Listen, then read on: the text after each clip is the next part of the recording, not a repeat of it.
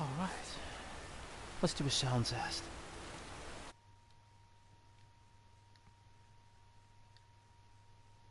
That sound.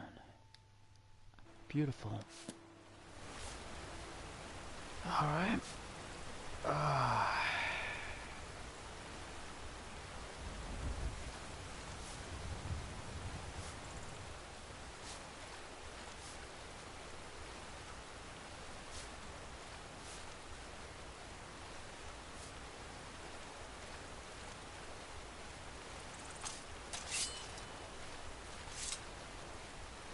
Wow. So it looks like because I had a fever last night. I crashed out. I fell asleep. I had a fever and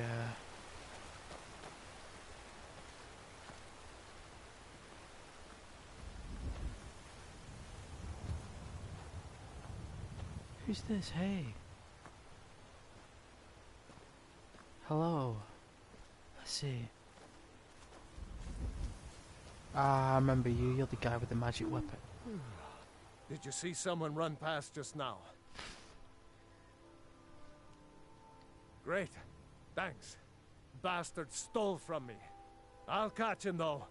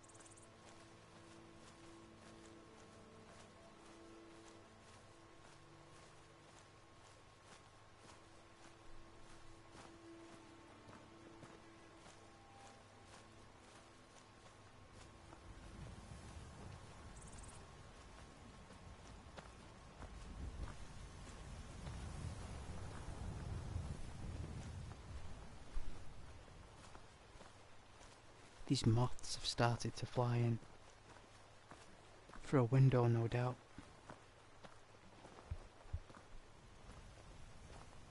And,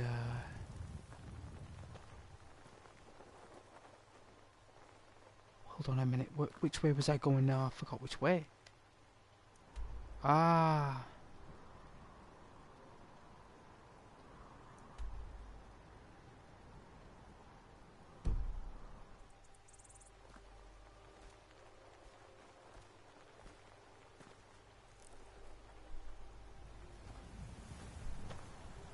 So I've got to run back.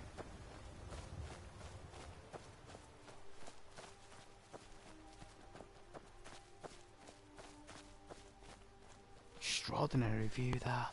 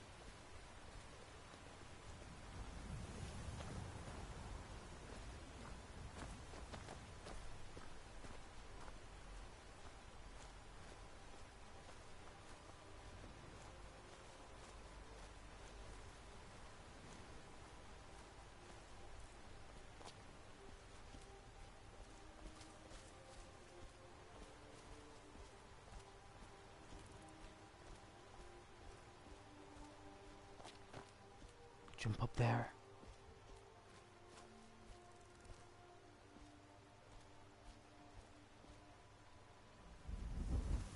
Picking at the bones of that animal there, them crabs.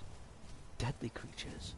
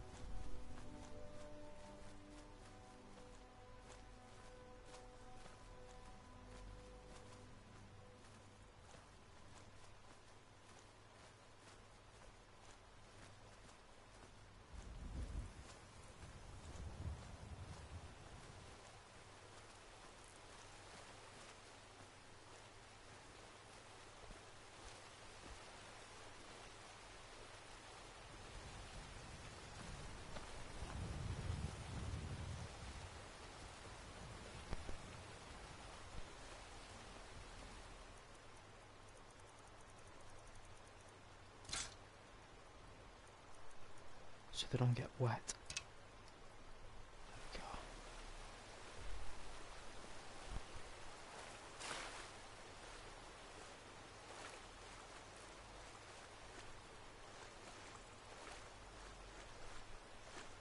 Don't want to damage our weaponry.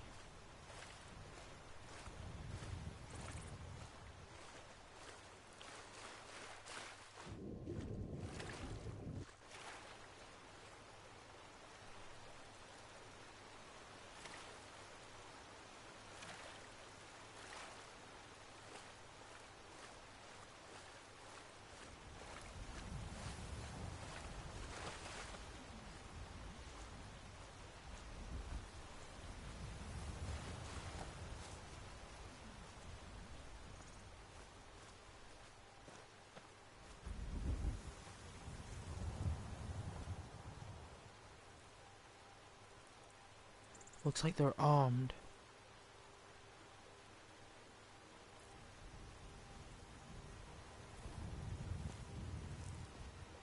Oh, they were.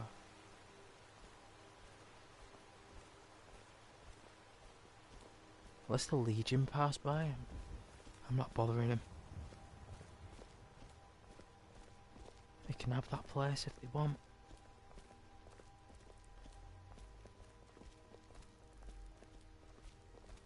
We don't need nothing from there, so...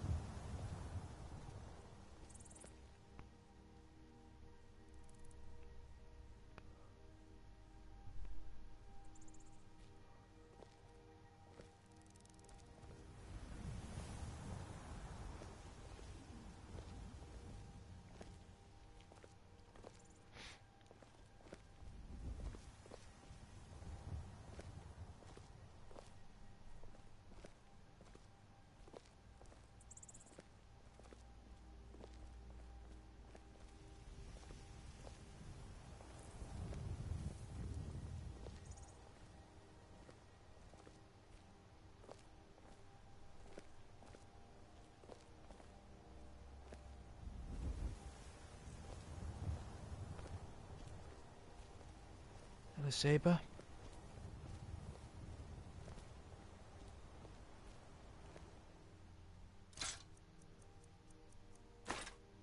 The longbow. Steel.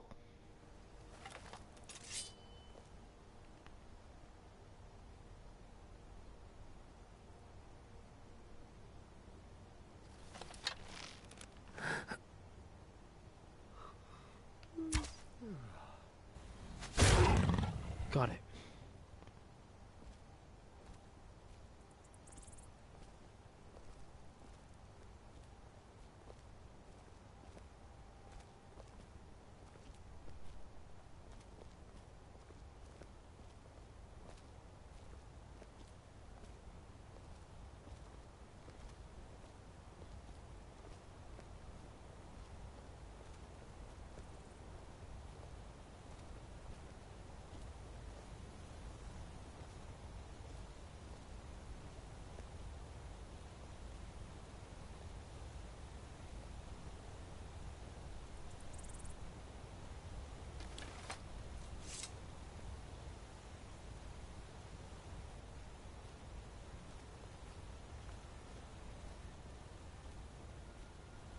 Wow.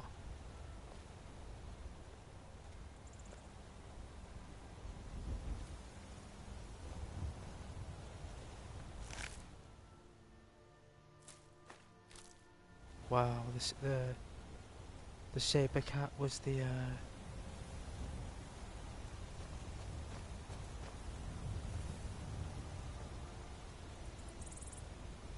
like a social landmark for all the insectopia.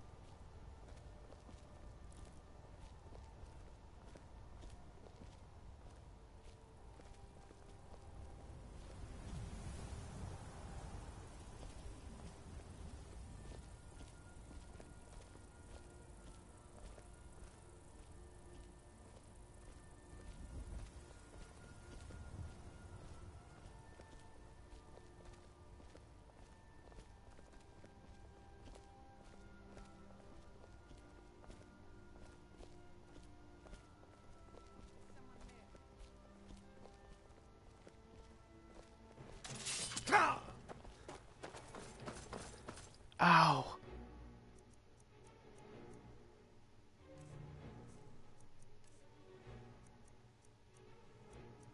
That hurt.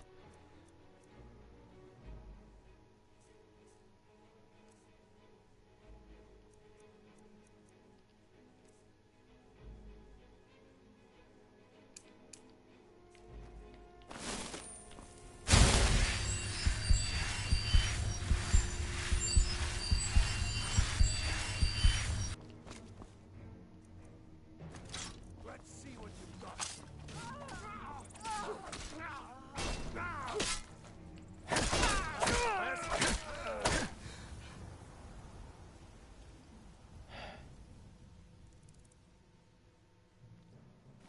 He was an outlaw. I don't want anything that he's got. He's a scumbag. Come on, Gilder.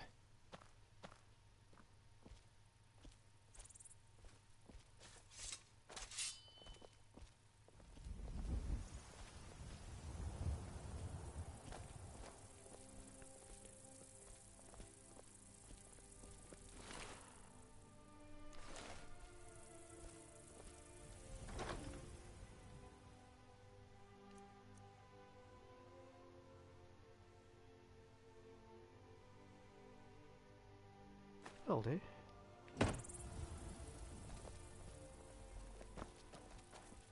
Is someone there? Oh. Let's keep going. Let's get into position.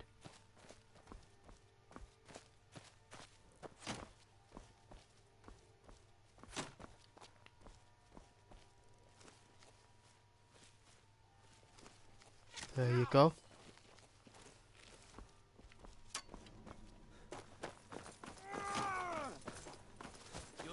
much easier to rob.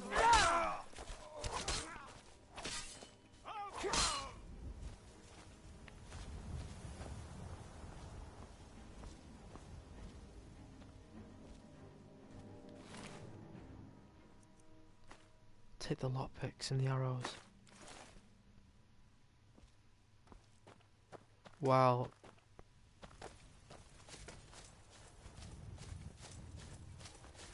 We're routed! Fall back!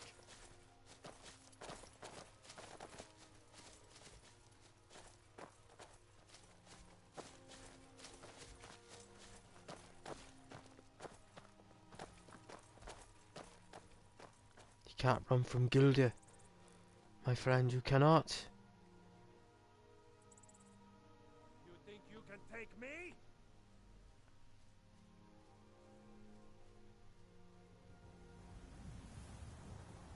Victory's yours, I submit!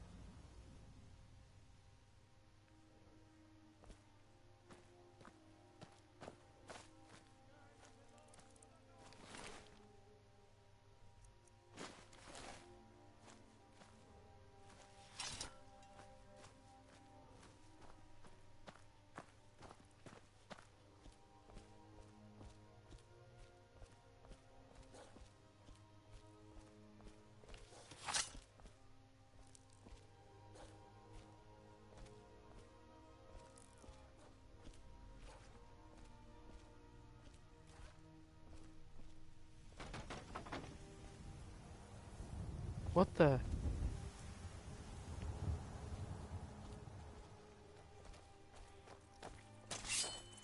Well done, Gilda.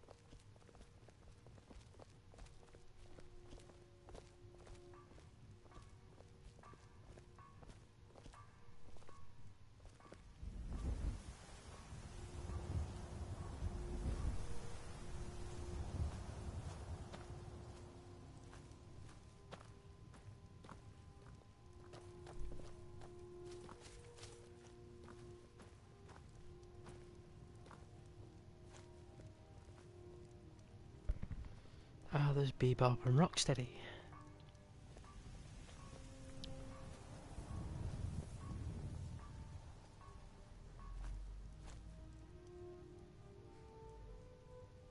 I will meet and greet those.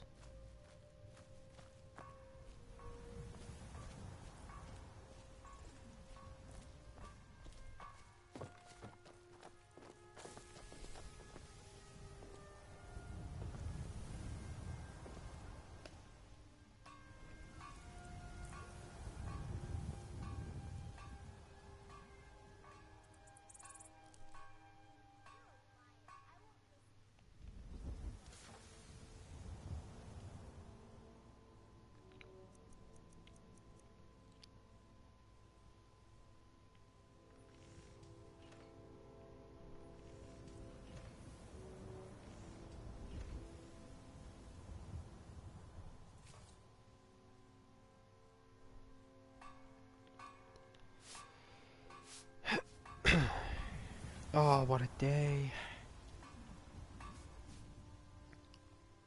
Getting over this cold.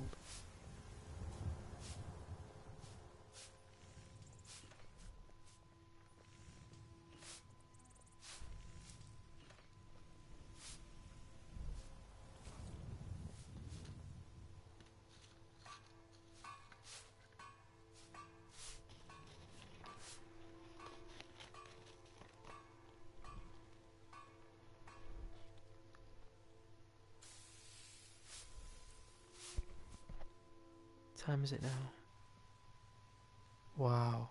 25 past 9, eh? Give me a sec here.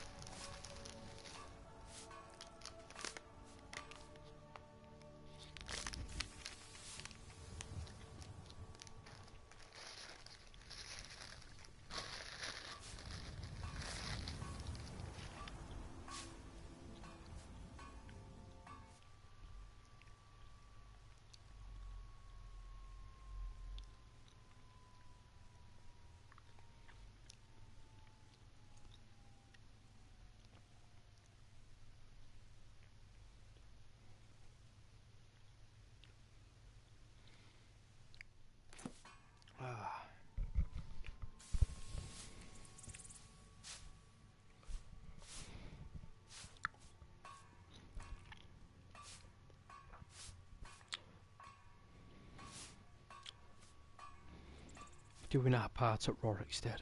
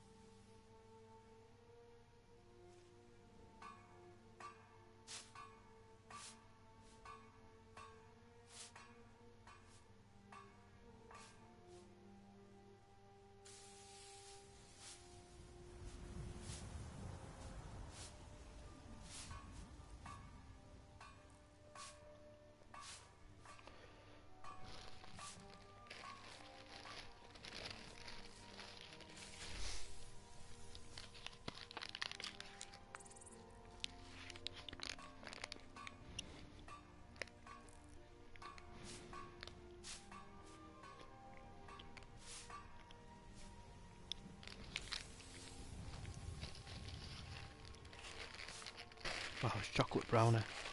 Oh my.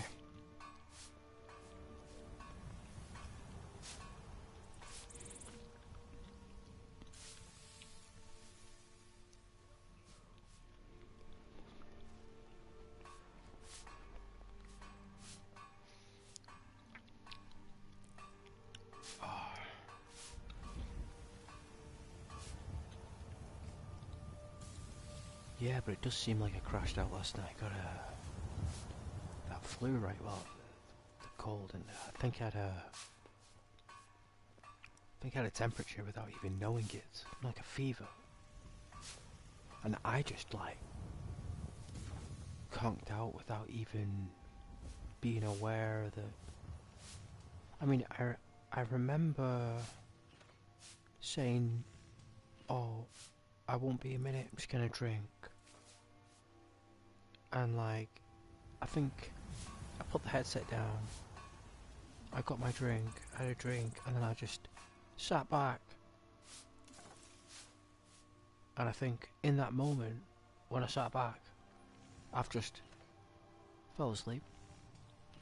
But it's been within like 30 seconds or something. Like something really quick.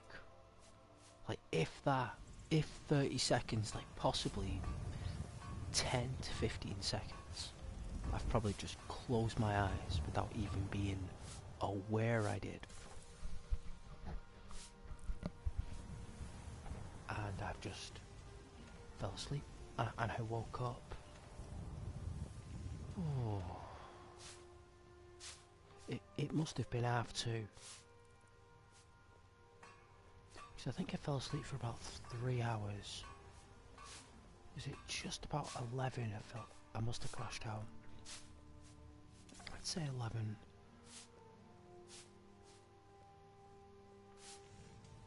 I think it was like just under 3 hours, or 3.5 hours. And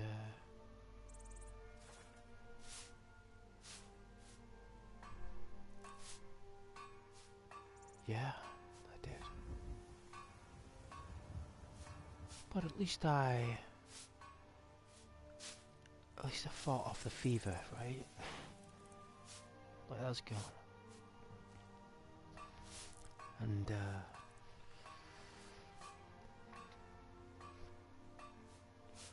I can enjoy a beautiful stream for you guys.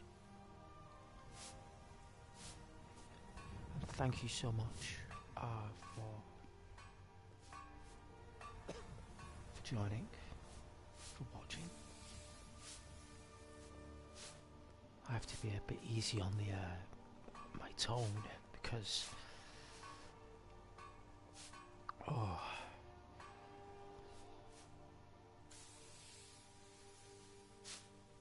Yeah.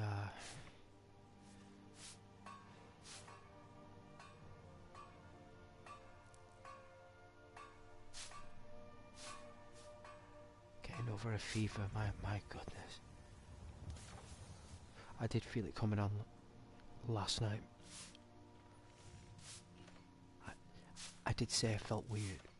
I felt strange. But apparently that's heat. Apparently your blood cells release heat through resistance. It's like a heat, and that causes the temperature to increase. And luckily for me, I just fell asleep rather than like a sleepless fever. It was a fever I could sleep, and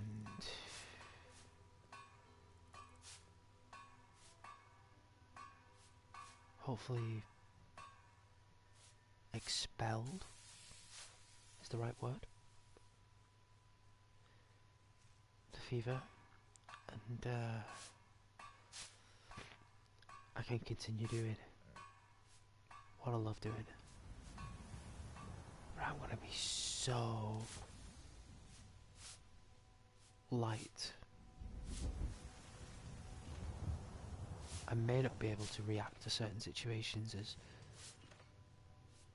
theatrical as I normally do. So I'm gonna have to be very Postman Pat. Yeah.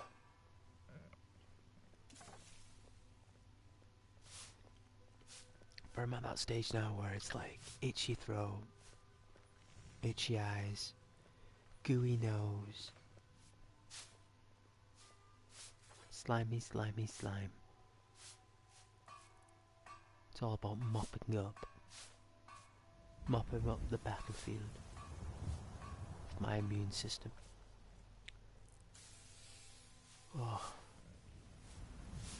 Oh man, it must be nearly a year since I had to deal with that. My lord. I hope you can understand. Hope you can empathize. So, I know that Ghost has his breaks. I know. I love my chill. There's gonna be more.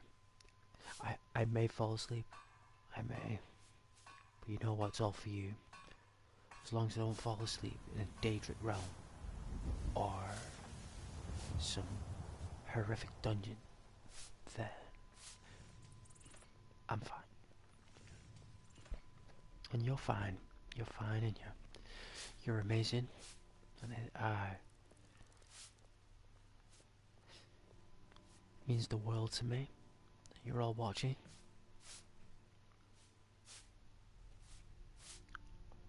Whether it's now or later, or even many years from now.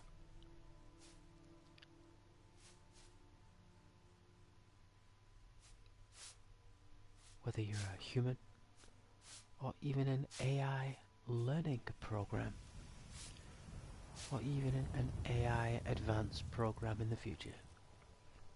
Welcome. Welcome to my Skyrim stream at your service.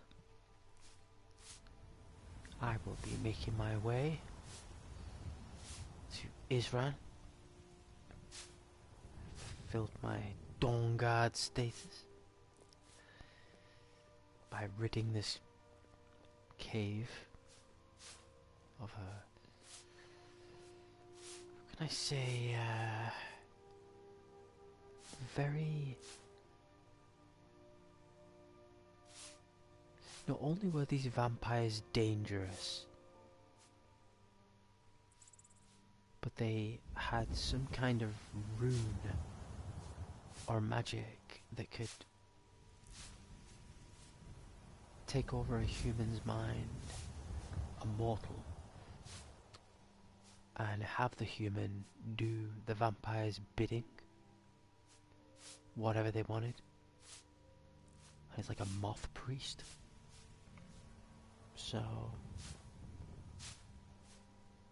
this moth priest was kidnapping imperial soldiers and bringing them back to the sanctuary, the vampiric sanctuary, and they were feeding on these soldiers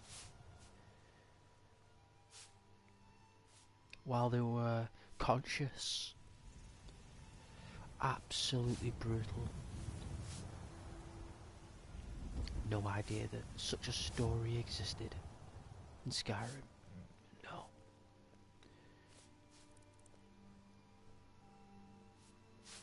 I guess you're supposed to do it with Serrano, aren't you? I think you are. I think Serrano has unique dialogue for this mission, for this whole adventure. And I don't really care what she thinks, to be fair. And I really don't care what she's got to say. She's a blood-sucking vampire. Regardless of how nice or polite or convincing she comes across, she's still a creature of the night, of undead origin, that wields an Elder Scroll because there's some kind of spiritual technicality that has nothing to do with us.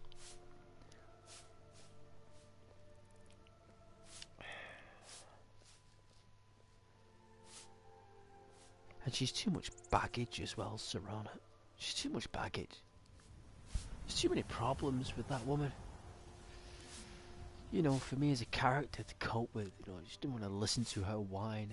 At least Gilda will just speak the truth.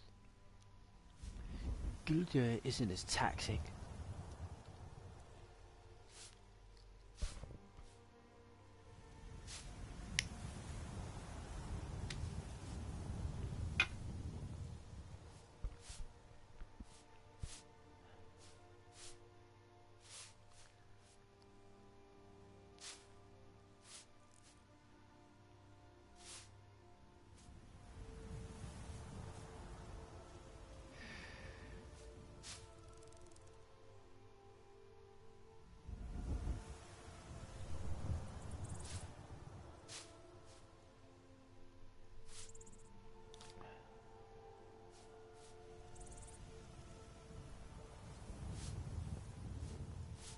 Now they've stopped that noise from running.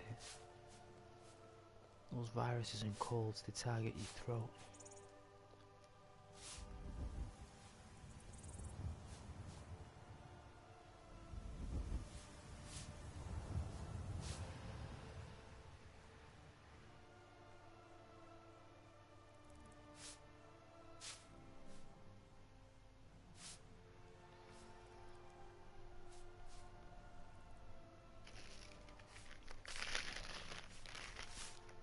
Can always make a cup of green tea anyway.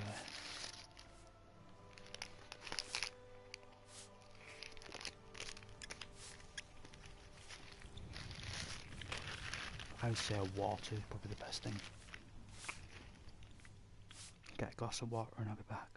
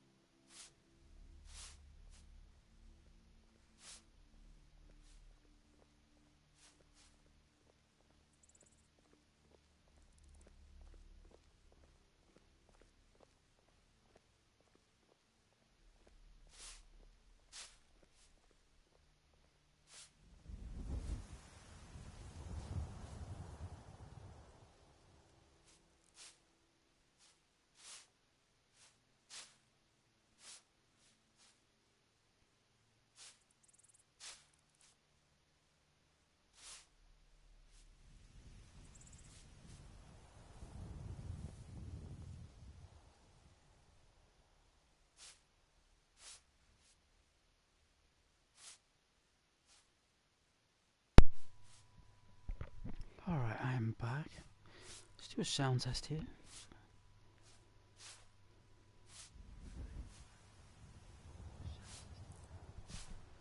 Oh yeah, I sound like a gentleman. I sound like a gentleman in Tamriel. I sound like a Nord named Corin from Tamriel. Skyrim, preferably. Birthplace.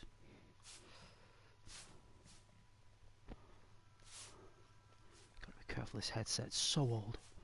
It's like Xbox 360 headset.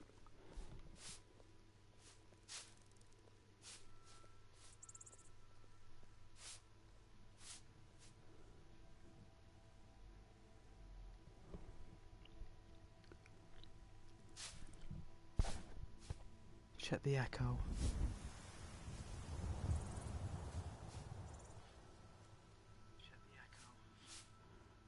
There we go. Oh yeah. The repercussions fine.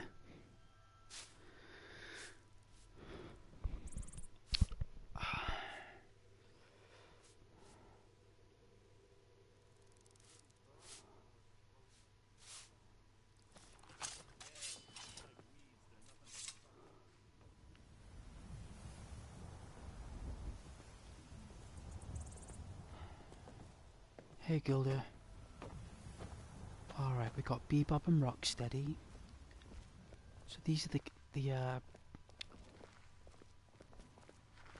two bulls that I've been performing veterinarian duties with.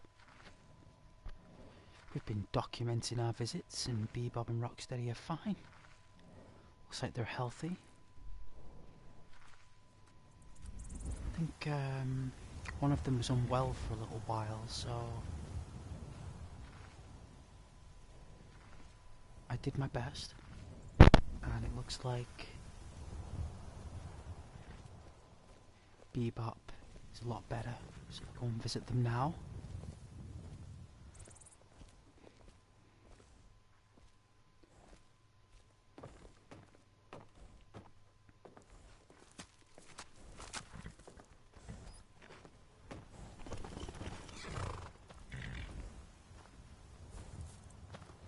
Some kind of hybrid here.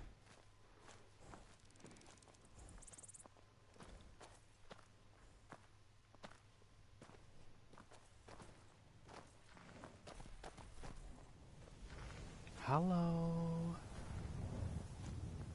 Oh, you guys look amazing. Hello there. How are we?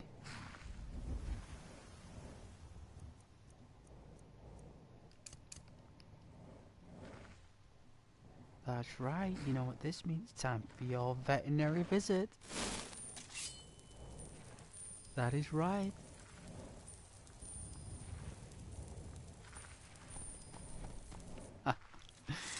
Ah, just kidding. Just kidding. Are you okay?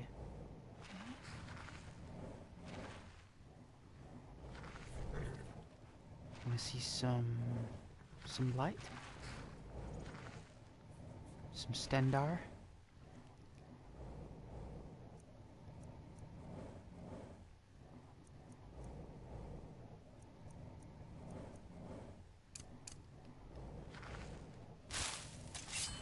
That's right.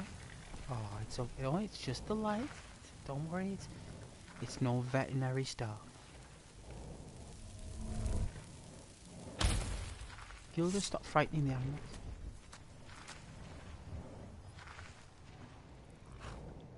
Oh, do I get the rear?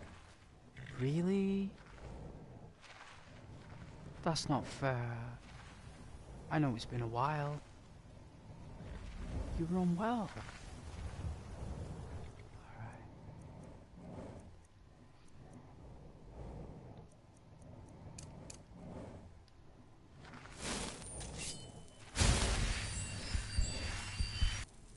There you go.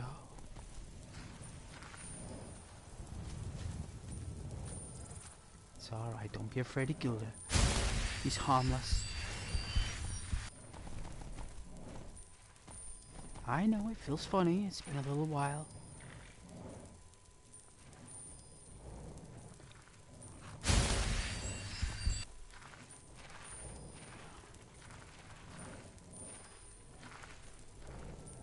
Alright, Rocksteady.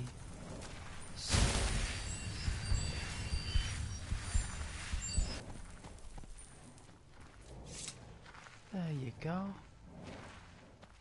Hold on.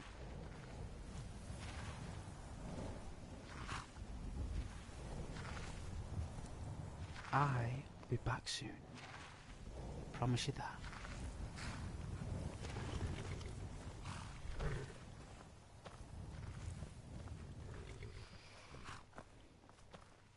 See if we can make use of our resource here.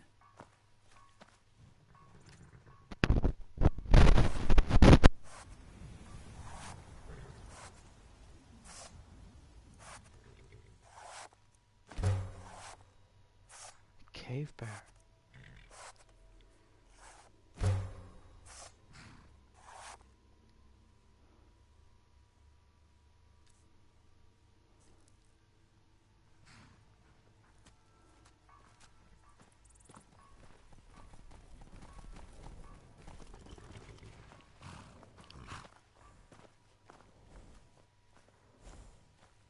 And how's the horse?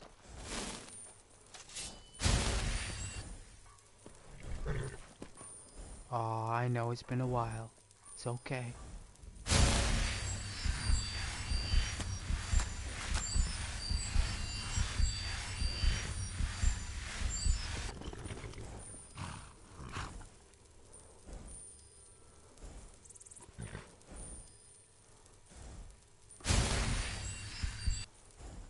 There you go. Oh. They always get a little bit shook up with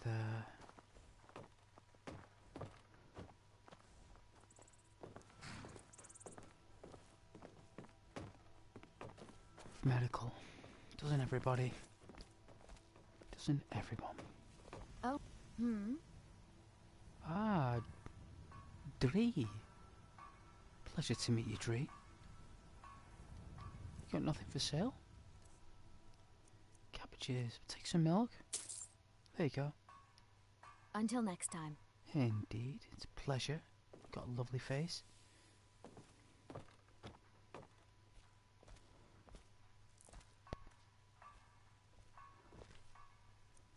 I always,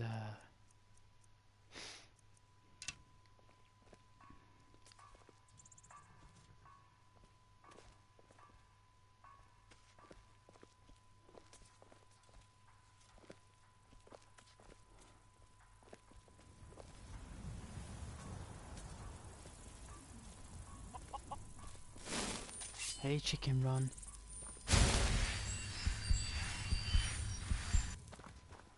There you go. Lots of love from Ghost.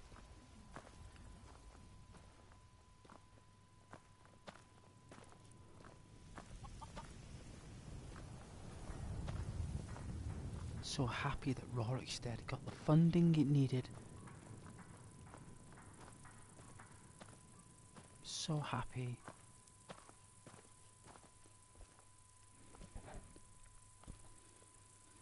It deserves the funding.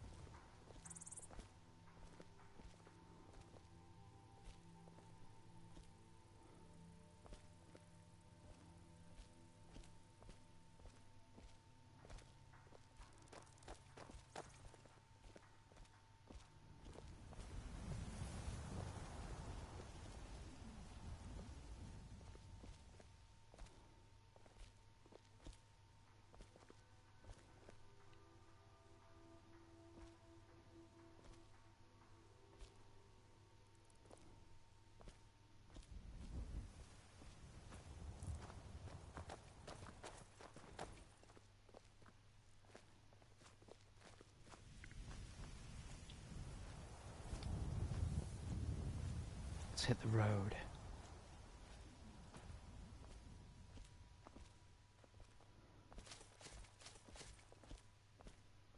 It's funny when in Lord of the Rings, when Gimli, it's like we should visit the mines of Moria. Gandalf, you know, his brothers will have a fine feast. He's like, no, Gimli, I wouldn't take the mines of Moria if I had no other choice. Then Gandalf says to Frodo, where should we go? You're the ring bearer. Frodo's like, the mines of Moria.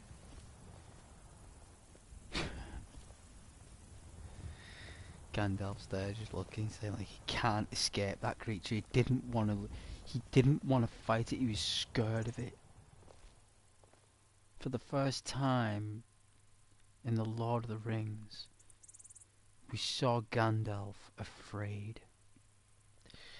We saw Gandalf and heard Gandalf being afraid of Balrog.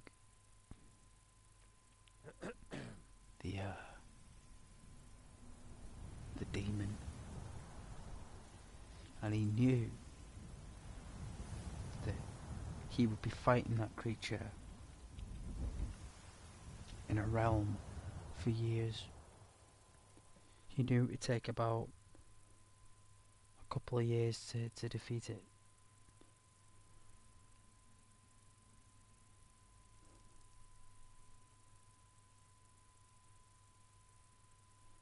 Because he'd been running from that demon his whole time, and the very thing he was afraid of,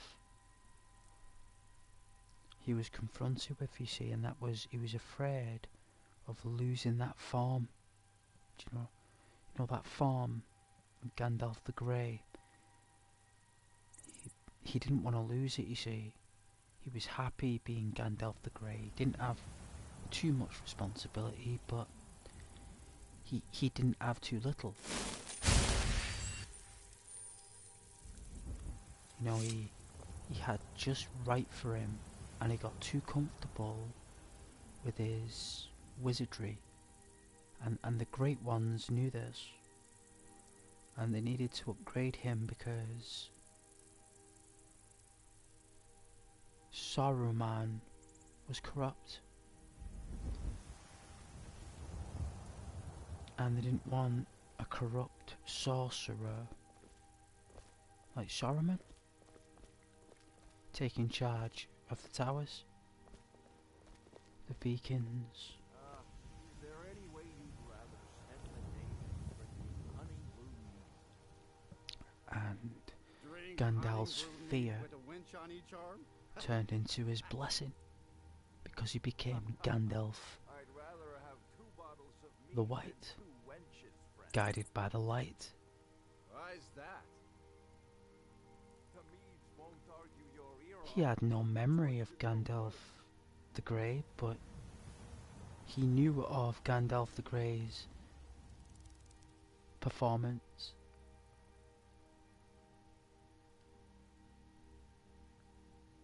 And he was able to pick up on certain statements and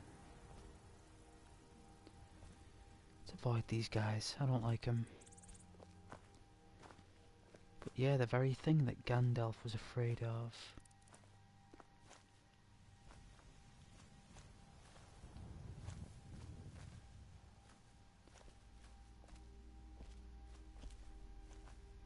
Found him, but made him take responsibility for a small group of hobbits while being afraid. It was a true test, because a true leader is someone who can lead a group while afraid, and that is the most difficult challenge for a leader, is when that leader has to show courage and strength when they're actually petrified, and they still push forward. that is what Gandalf did, and he not only did he do that, but he overcome his fear. And anyone who overcomes the fear has found a new spell.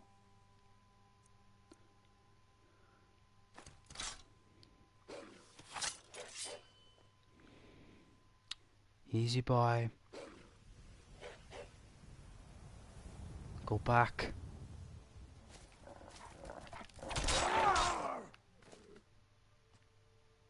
Thank goodness. I just missed you, Gilda. My apologies, sir. This fever. Oh. Oh.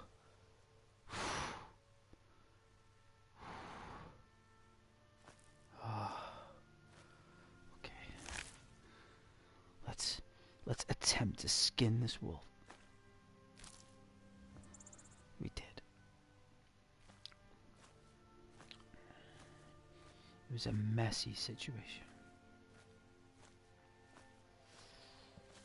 And that is the most successful thing about stories, is when the strongest character is at the most weakest, but yet wins. That in itself is a hero's quest.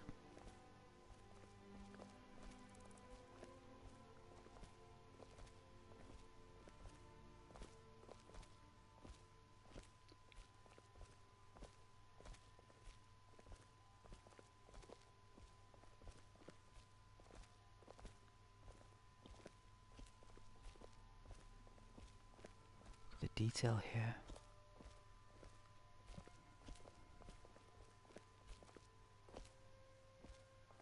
I call this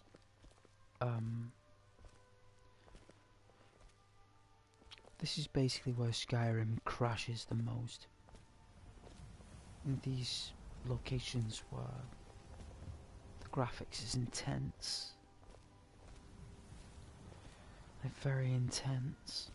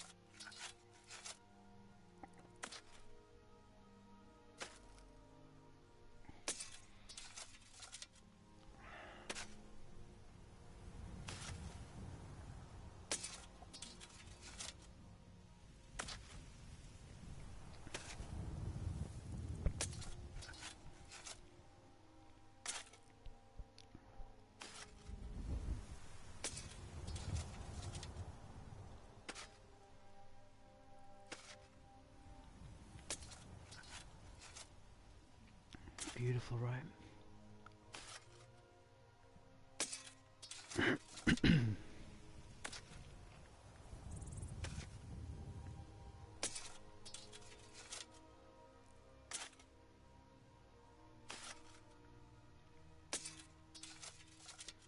I like to call them postcard locations.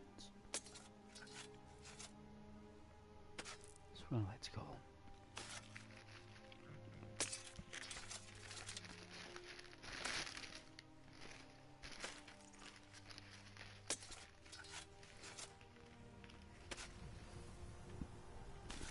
I think a lot of games call them points of interest.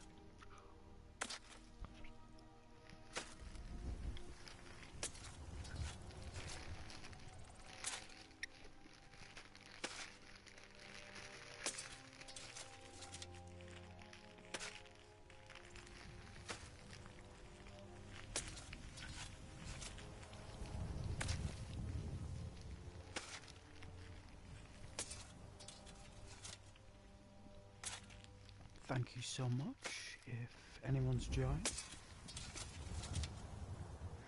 I am getting over flu and cold, so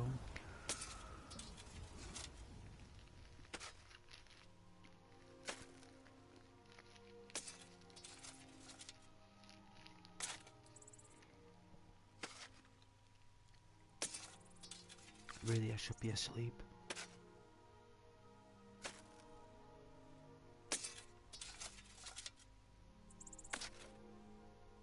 In bed, wrapped up in a cocoon. Duvets. And scented bags of lavender. And orange peel. That's what I should be doing.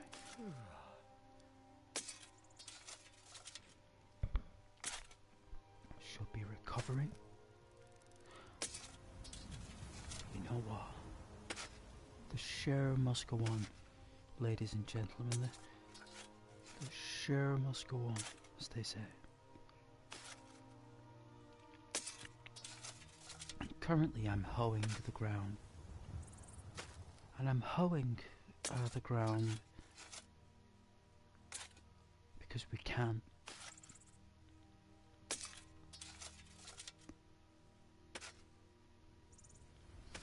And our character is fixing this world, and if it means hoeing the ground to start, then that's what we'll do. That's where we'll start.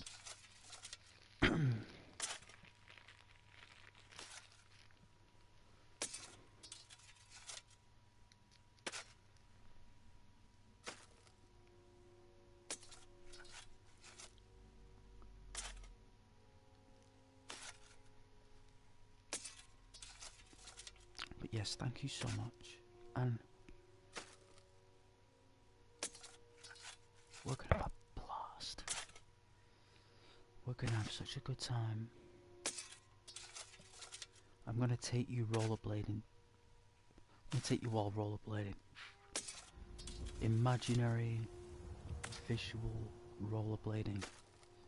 Well, roller skating actually. I always preferred roller skating.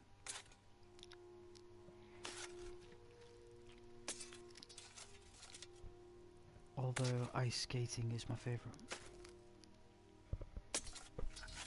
When I saw Cool Runnings and the Mighty Ducks, I remember watching the Mighty Ducks, I was like, you know, I'm gonna learn how to ice skate. I'm so glad that I did.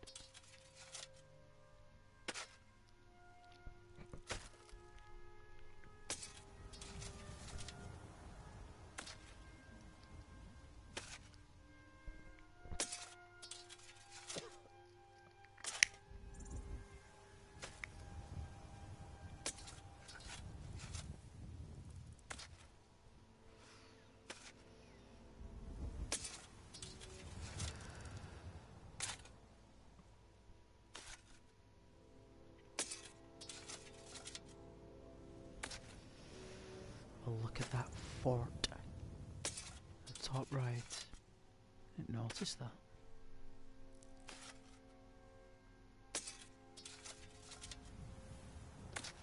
If this was Dark Souls or Elden Ring, there'd be some monster on there throwing a rock. Or shooting us with bow and arrows.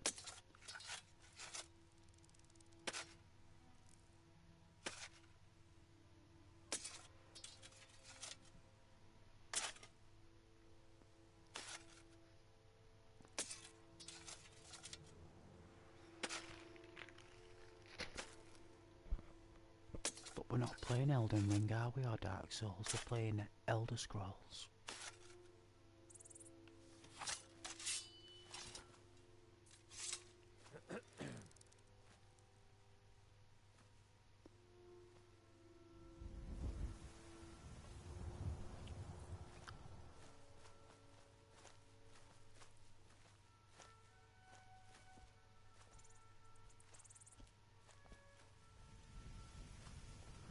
We're wearing our Hyrule outfit.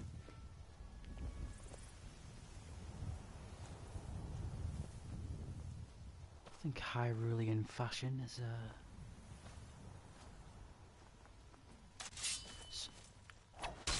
oh my god! Gilda, I didn't see that thing. What was it? Was it a rat? It was a disgusting foul rat. Urinating on the lavender. Well, foraging for insects maybe? They're a source of protein. I guess, wow. I wonder if it will crash, it's that detailed. I wonder.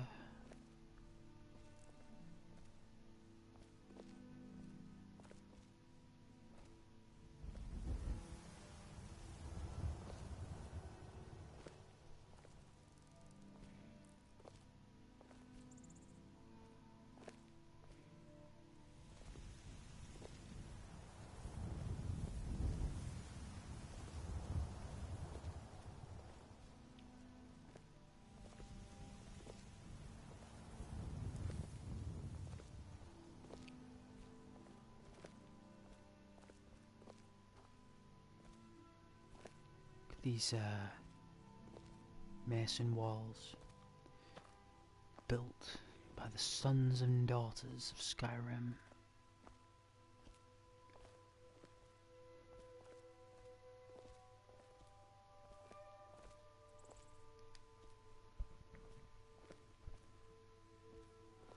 You know what? I don't think Cyrodiil, what it's called, I don't think Cyrodiil had anything like this.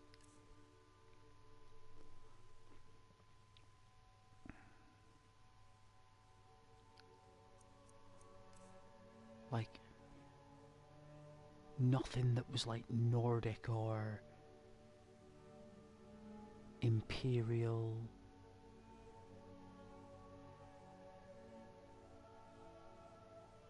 Like essence of walls. It was mainly just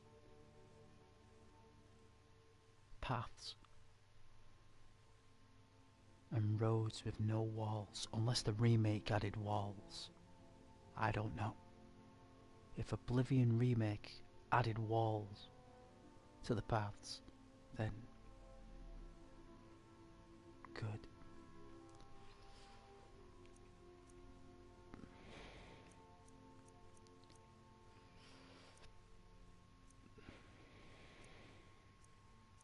Let's see.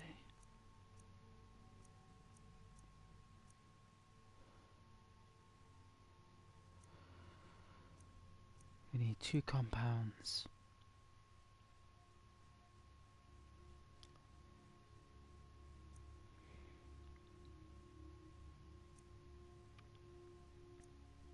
Alright.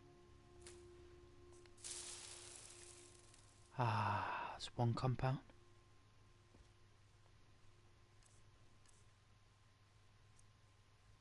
And another another compound. Ah. There we go. That's better.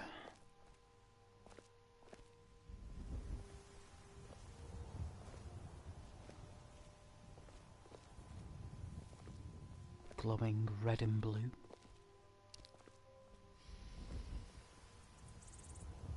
Well, an emanation, not a glow, I'd say a radiance.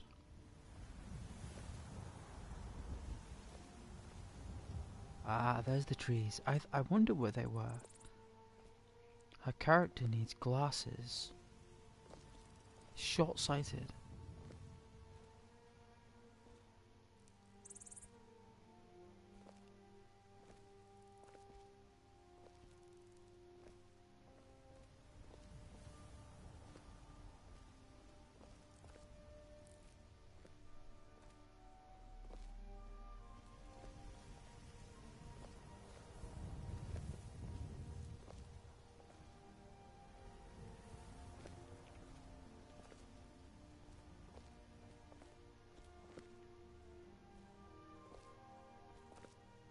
It's very cold around here. It is December.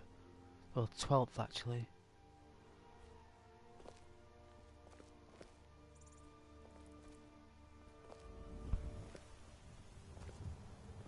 How many days till Christmas?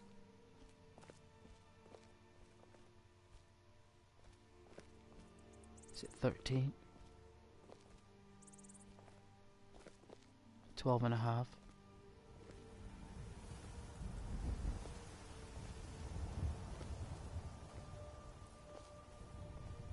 Is that a sacred bowl? It is. Where's the herder? Where's the shepherd?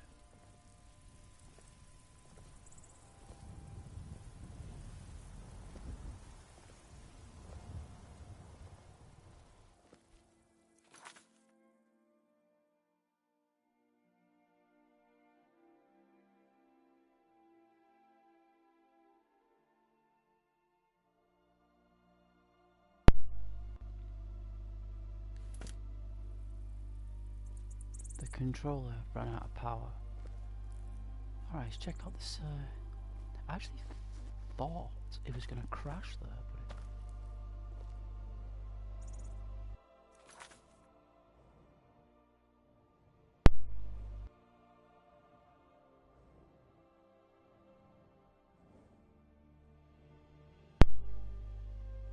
my goodness. This cable is like...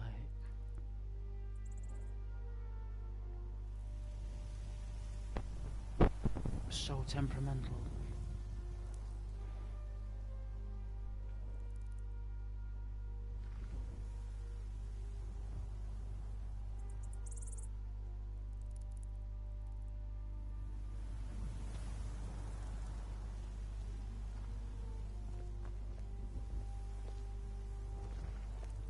Alright, give this 5 minutes.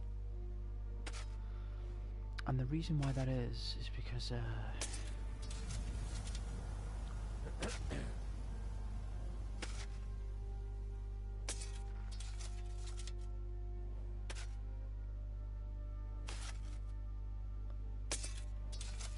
think I need a new controller.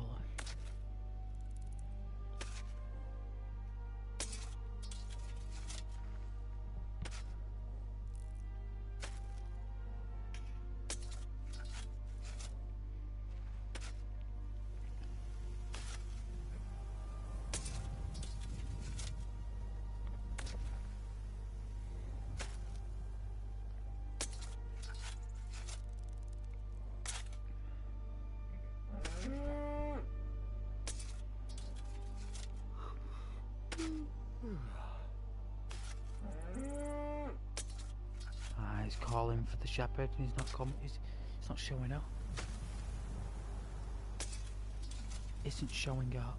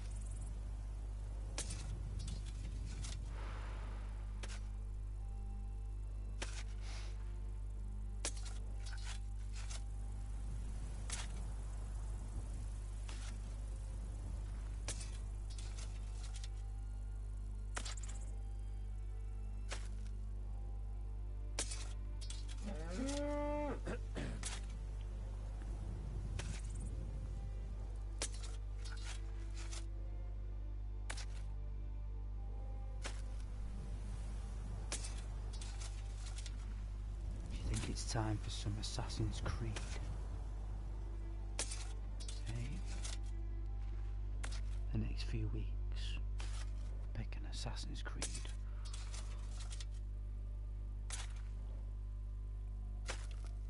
I normally play Assassin's Creed though, like, I don't know, I always felt it was like an autumn game to me, because I bought Assassin's Creed in the autumn, the very original, very first one.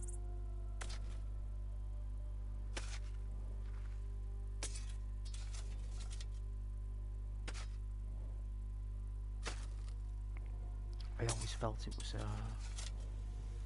a really good game to play before the Christmas period, because it's very mystical and it's very like deep and dark, and it's very realistic. Some of those Assassin's Creeds, they're so realistic that it's scary.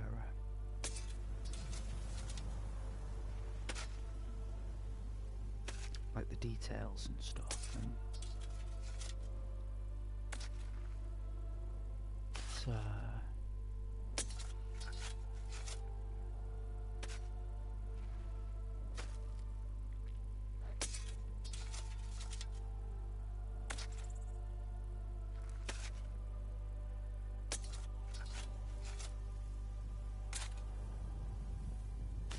I mean, there is Kingdom Come Deliverance, but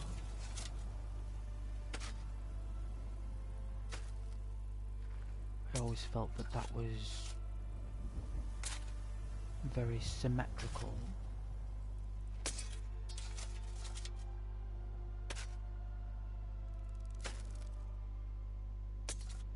No, computer games with symmetry,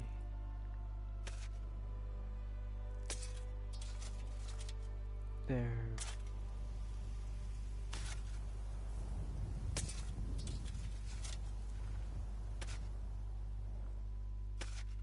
unique, which means that it's a unique moment.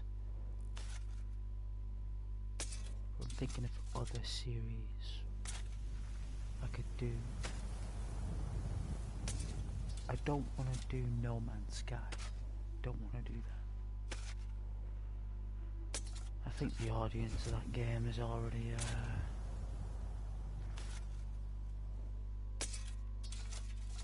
somewhere else, you know. I think the player base is high, but I don't think the streaming community is big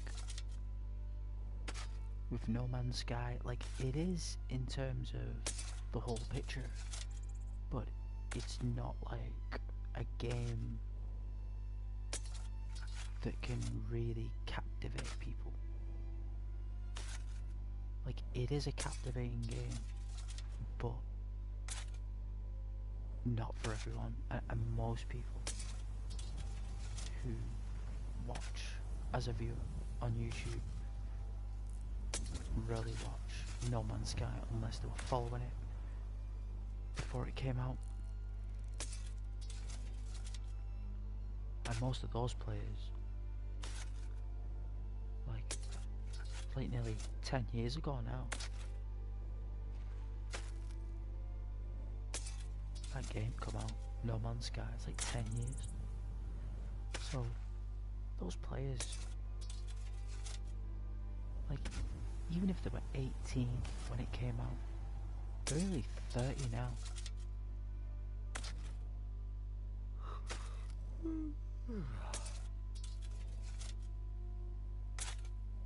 Like, No Man's Sky is like old game now. It's nothing spectacular that we can say that game is like world class. It's a very good effort. That's what No Man's Sky is. It's a good effort. It just lacks that liquid liquid realism. It doesn't have any liquid in the NPCs. There's no liquid on the ground, in the sky, or even in the ocean. That's the only thing that they got wrong, is the liquid. And the weather is just shocking. It's terrible. There's nothing changed about that weather, apart from the snow tornadoes, the hurricanes. It's the only thing, and the lightning. There's a couple of things they changed, but the weather in terms of raindrops and snow is just like, it's not like DayZ, you know. Like DayZ is another game that I play, and DayZ is very draining, and you attract the wrong people with DayZ. The wrong, like people like me, players even like me, don't exist in that game. I'm like 1% of you know, because I'm a streamer. You know, I make videos and streams and stuff, so my approach is totally different, and people just find it irritating on that game. Not the fan base that watch it on my channel. I think there's a lot of people on my channel that watch that game when they can.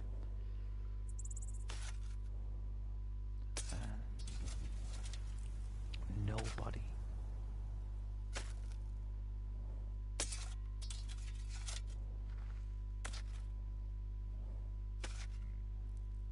would even tolerate my approach. Only my friends.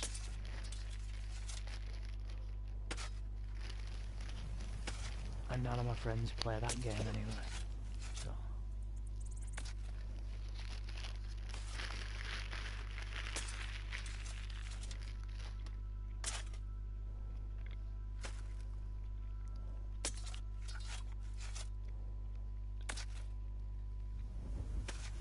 DayZ just makes people bitter.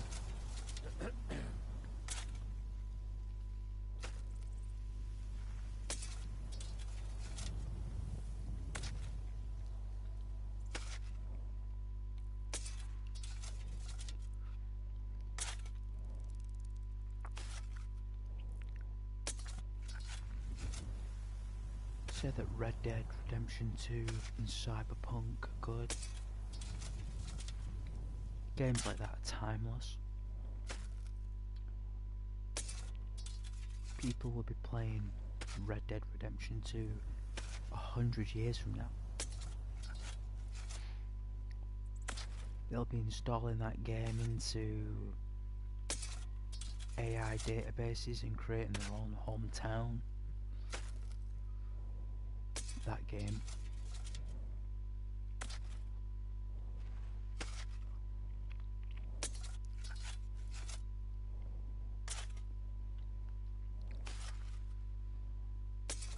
And this will probably be the very last Grand Theft Auto game we'll get. This will be it. This will be the last.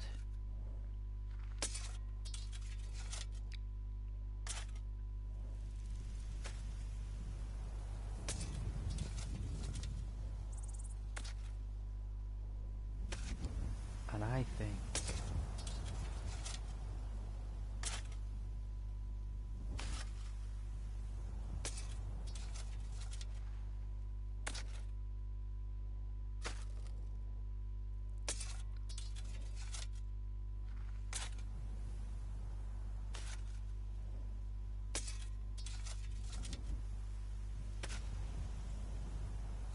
he'll go to,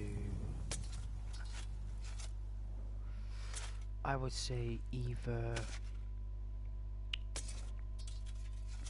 I think a mission on that Grand Theft Auto 6, right? I think they'll do a Guarma event. You know, same old thing.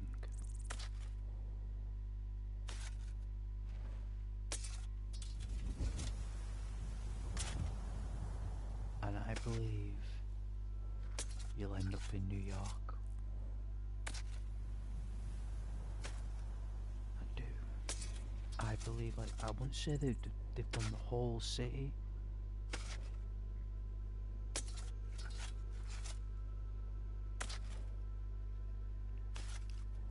But there'll be a moment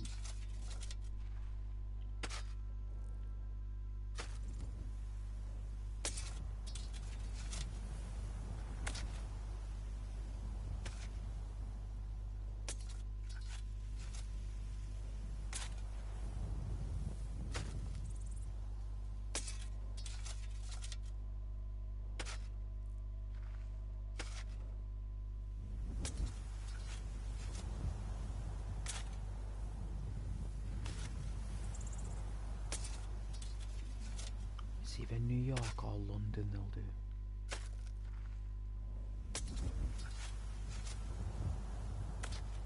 Because it is the last Grand Theft Auto, isn't it?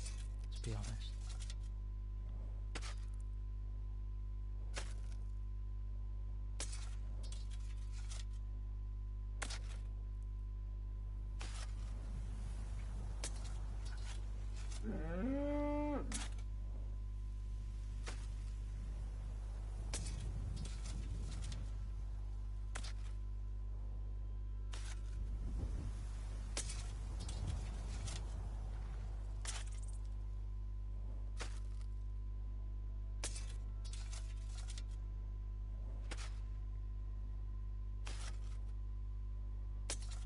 And I don't think that game will look the way it was advertised.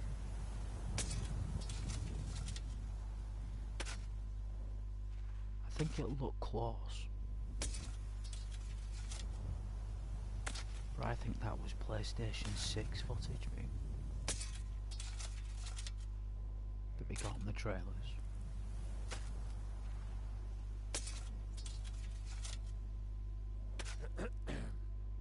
Didn't we get the trailer for Grand Theft Auto 5 on like the PS3 and Xbox 360, but it was the next gen consoles we got for the trailer. Remember that? Like, I think they did have a version that was like a PS3 or an Xbox 360 trailer for GTA 5, but it didn't get released. And then because the next gen consoles were like around the corner, they released a trailer on a PS4.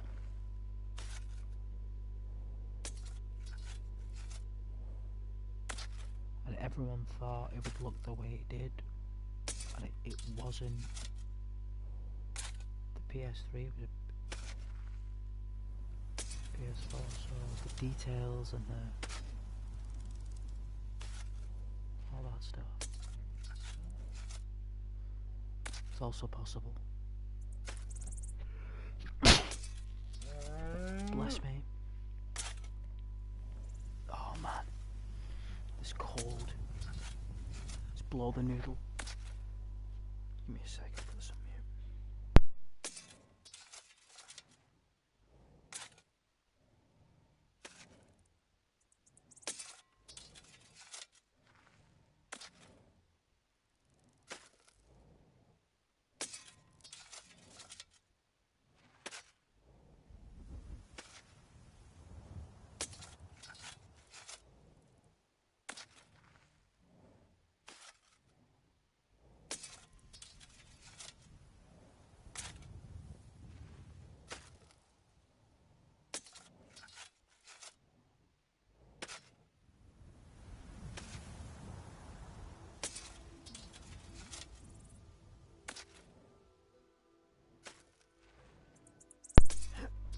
Excuse me. Because you got to be realistic about Grand Theft Auto, you know. Like, Rockstar Games are like David Copperfield in terms of his illusions and his work. You know, David Copperfield's ability to create those optical illusions for entertainment purposes was the whole fascination of his elements. That's what made him different from every other magician. It was his performance, right? Like any magician can pull a rabbit out the hat, but the performance in how the magician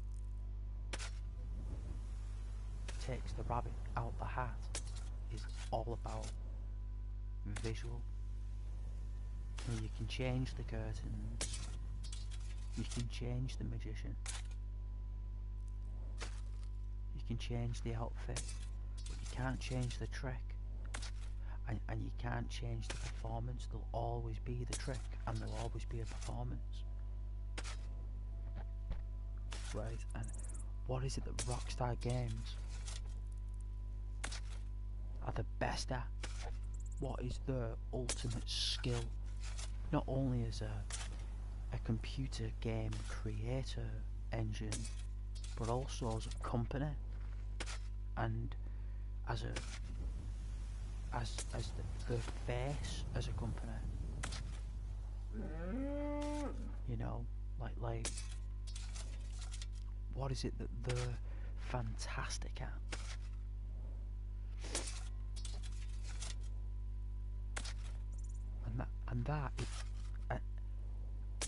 And it's purely for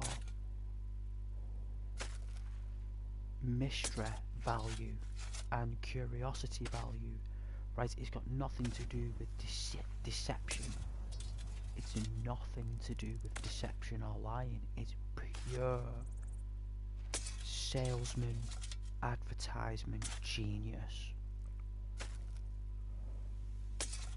right? Because what is it in Grand Theft Auto 6 that sold that trailer? It was the cultures, right? It was the cultures. That is what people are obsessed with. It's the cultures. It's the gangs, the guns, and the streets, right? Those things is all everyone needs in Grand Theft Auto.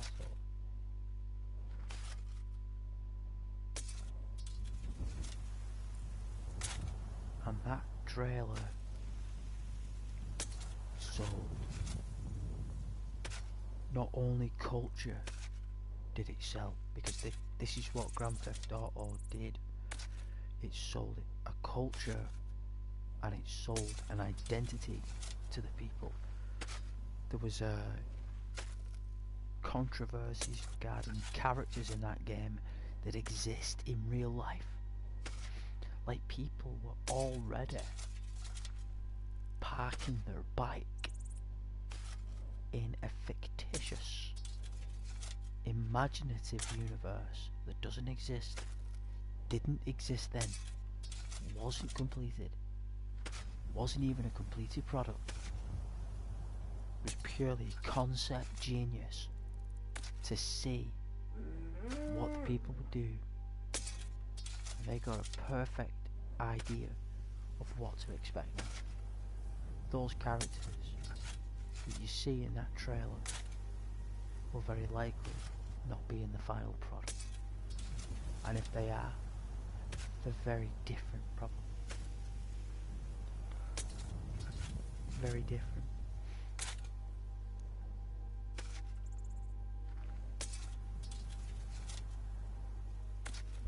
Because that's why it's taking so long to come out.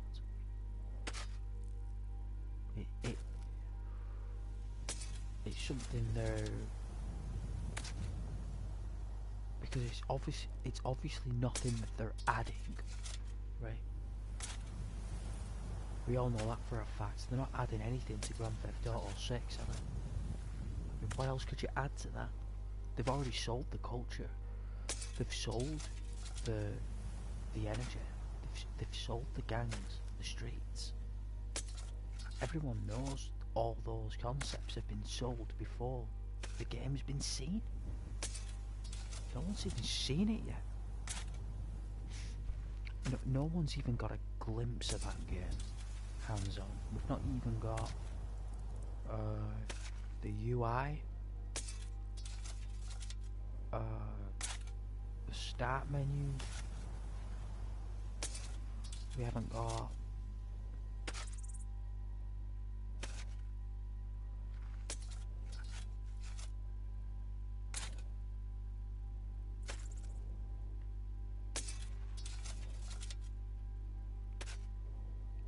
nothing, to be fair.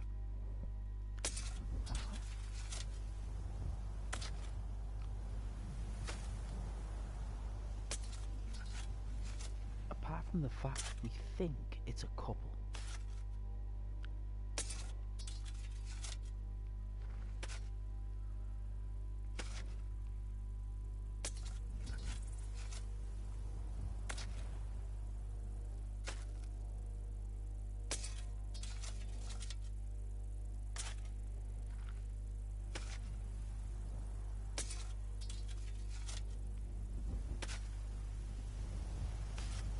No doubt it'll be the best game ever sold. There is no doubt that game will break the internet. People will have to play offline.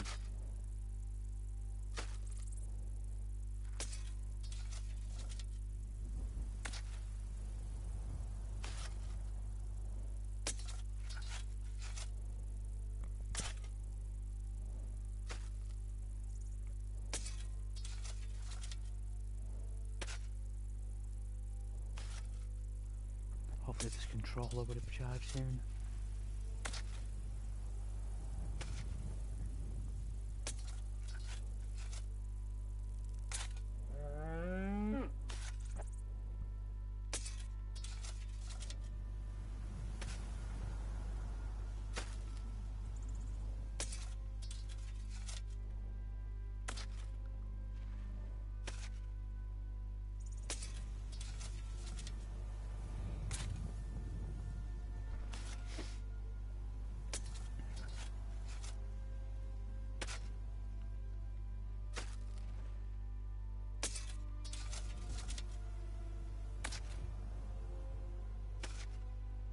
I guess the shepherd never came back.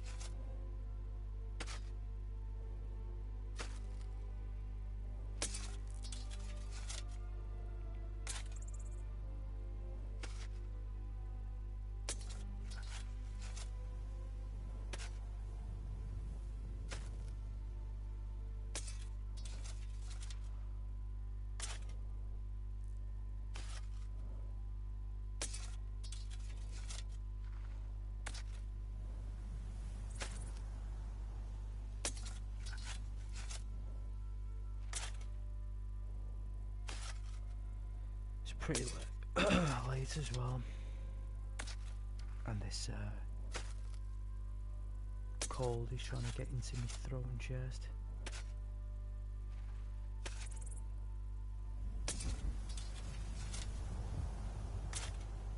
And I'm gonna have to try and defeat it, but I'll very much get there.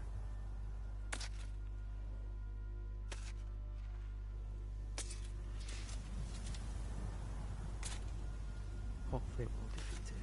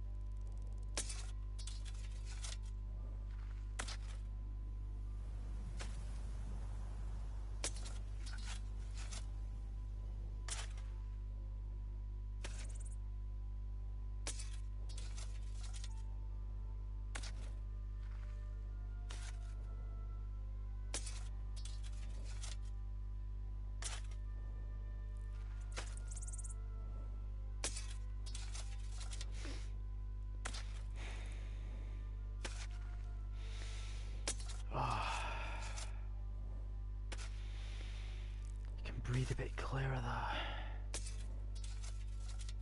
Oh, it's just my throat. That's where it always goes, right?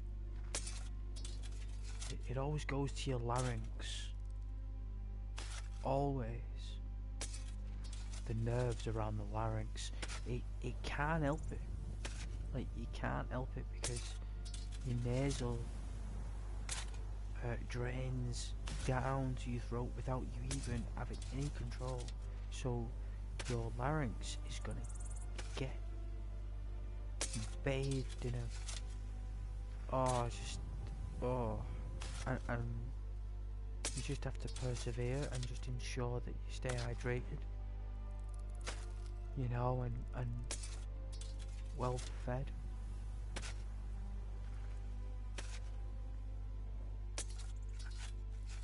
And that way you can kind of keep it hydrated and lubricated.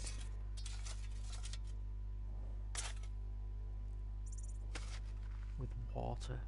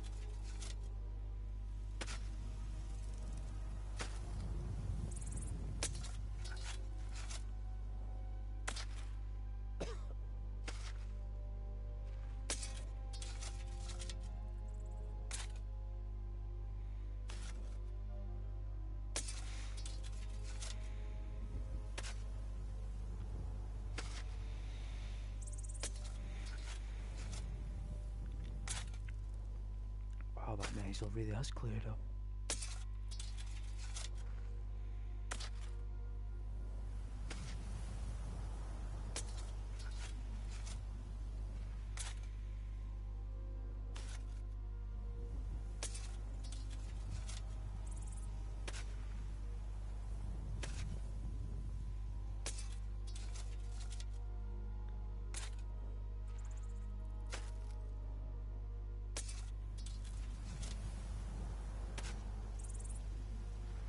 Incredible.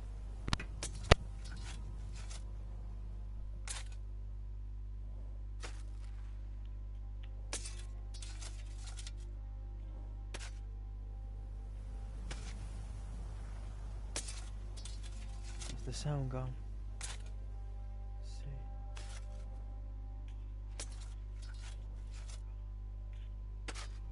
see. No, it's still there.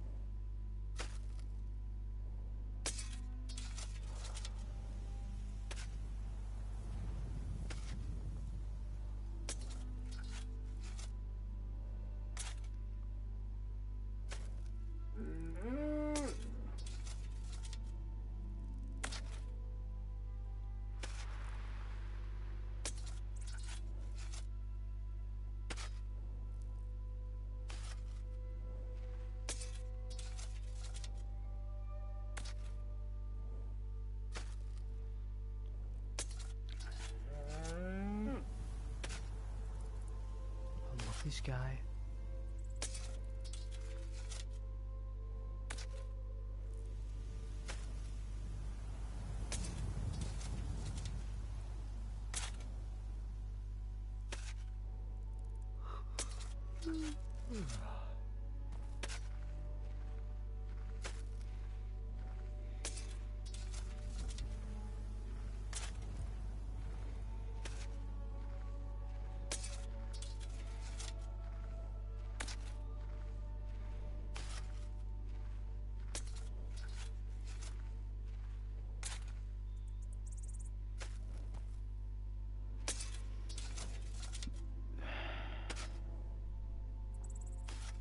Excuse me.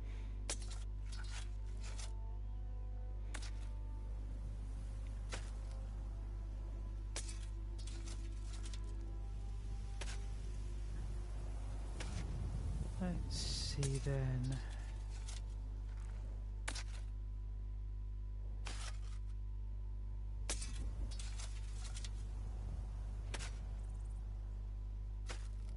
Well,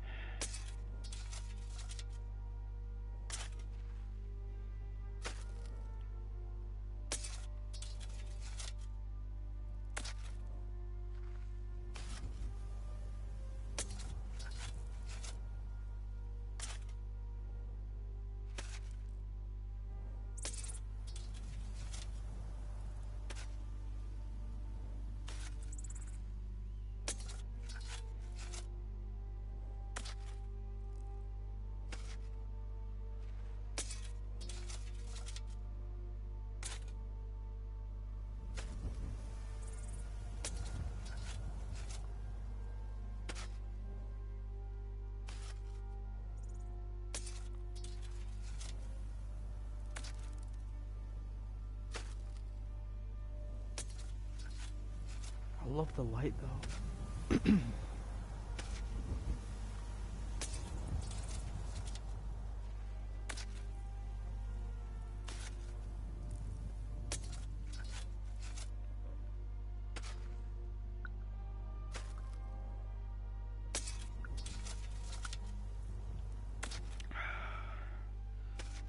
Perception, eh? Perception.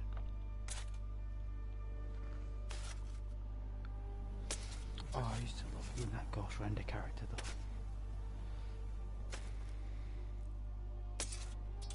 I used to love being the Ghost Render character.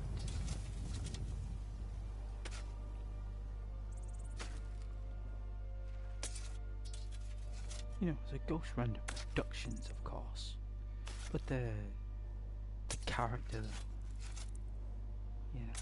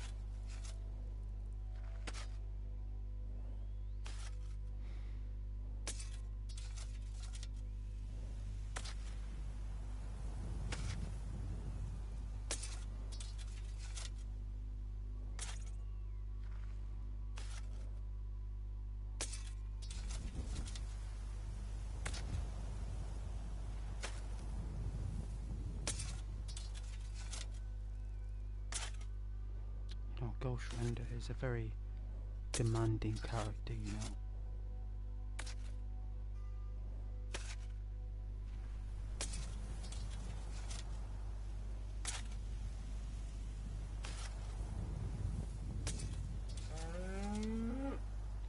Ghost Render actually is a good concept for troll magnetism, because it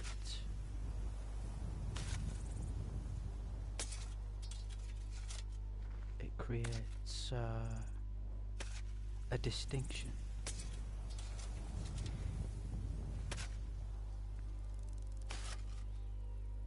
People have an opinion of you, and then when you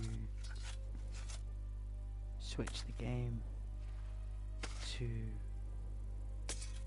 you know, it's just a puppet character, it's not a real identity, you know, or a personality, it's a character. And it just means that people have been investing in that emotion for a character, not for the actual person.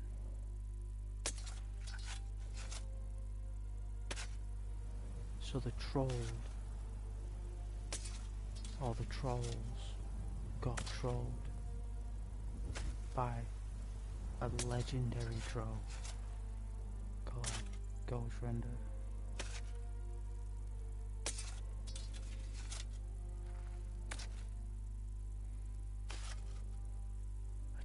A troll slayer troll slayer. Like, not every troll, of course. No one could defeat every single troll. Not one person, anyway. But just the ones that gravitate to you.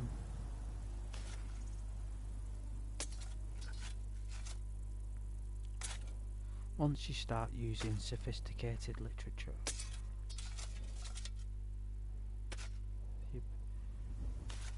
they're like bad weather. It goes eventually, you know. It goes.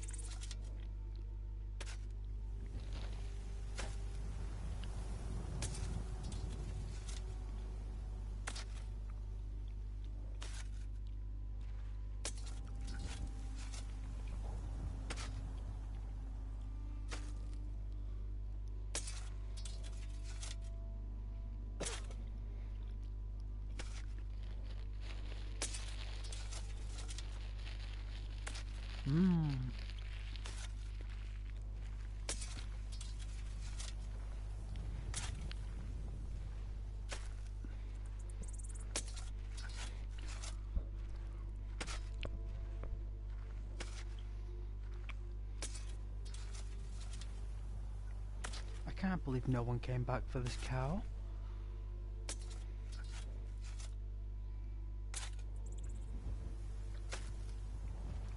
Must have been here all day hoeing the ground.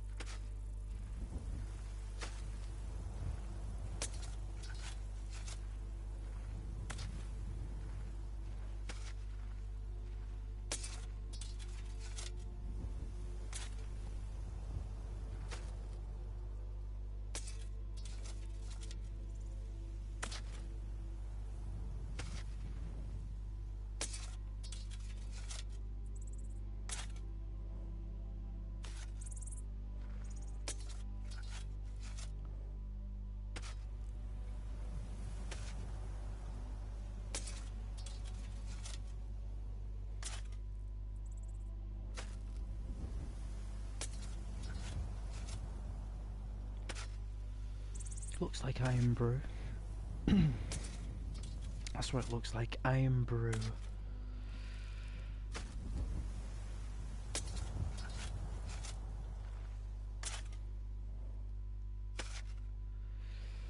I love relaxing ambience. You should too. You should too. It's not all about swords, bow and arrows.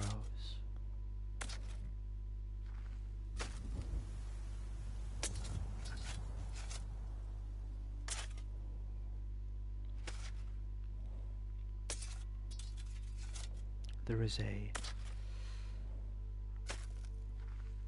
abandoned cow here. I've been here for a little while and no one's come back for it.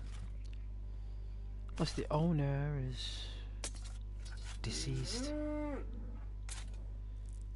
It's been mooing for its owner for a while.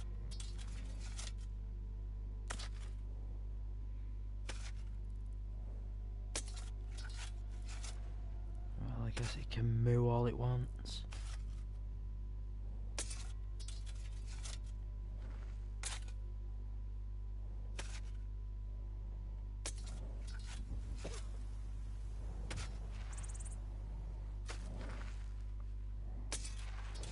Don't worry, we're just burying a dead dog.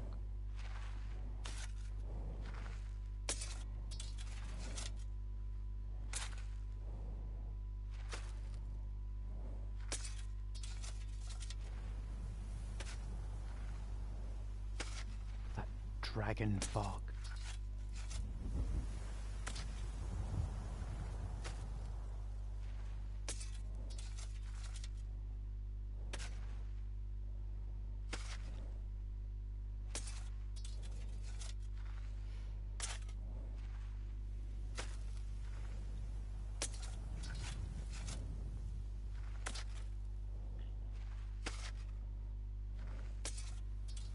We're just applying the lime.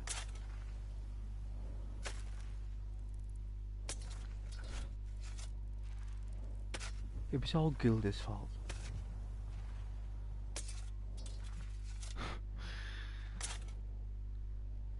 You know what? I haven't checked our record in Skyrim for a while. Let's have a look.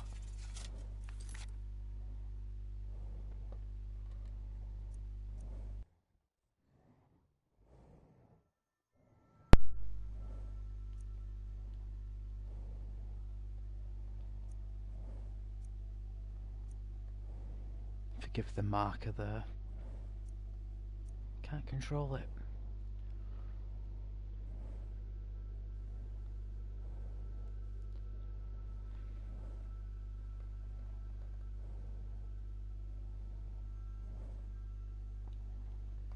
Okay, so still the one trespass remains in that farmer's house we spent the night. Like, you know, it's like a crime, isn't it, to sleep in someone else's home? Well, Corin did. And they've reported us for it. They didn't say anything to us. They didn't threaten Corin or... But they must have reported him later. And the assaults, so I'm not sure about this. You could watch every episode I've done and see that I've not hurt anybody. Corin hasn't hurt anybody in the game. But yet there's 5 assaults. I have no idea where they came from. I think it's a bug. And I think that it's a technicality. And it's where companions... You know, kind of like we are accountable for our companions' actions. And the stolen items are the 2 gems that we found on that ship. And that guy from Riften.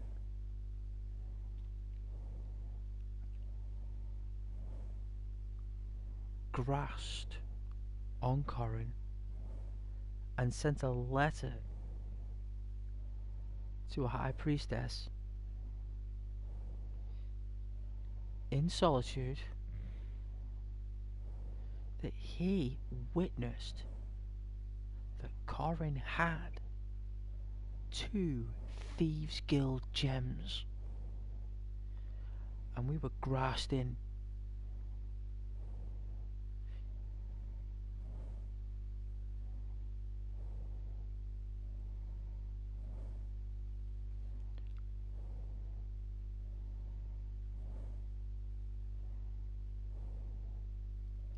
That's the breathing of the cow there.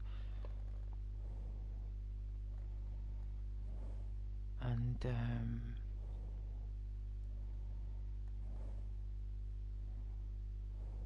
feels like I've picked more than 42 locks.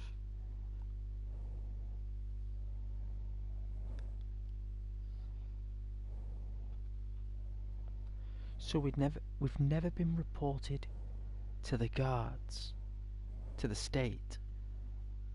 We've only been reported to the church.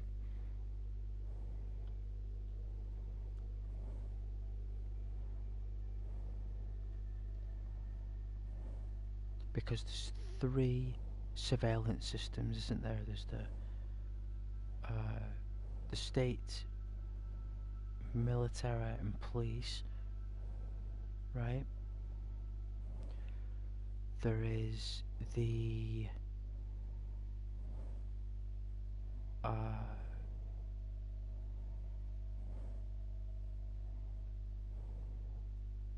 gods, like the actual gods themselves, right? You know, the Daedric.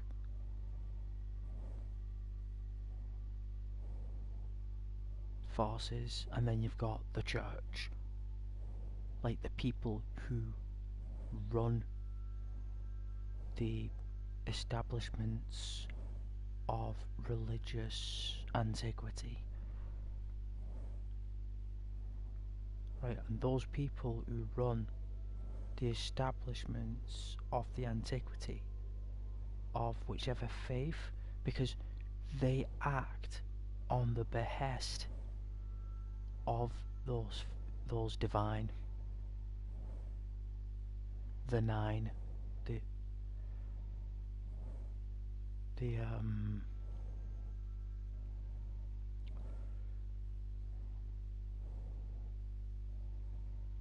and then the 9 or the Daedra act on their own anyway. Not that they make their own judgments of you anyway. It's just that people have taken the liberty of believing that they are acting on their behest, which is why it's classed as a stolen item and not a found one, because those items were reported stolen. It's not that the fact that we were caught stealing the jewels, it's the fact that we were caught one in our possession, which means that, well, if it's been reported stolen, then this is the person it's landed with. It's a purchased stolen item, which is worse than stealing an item itself, especially in Skyrim. So the church effectively now in Skyrim, the divine, are able to send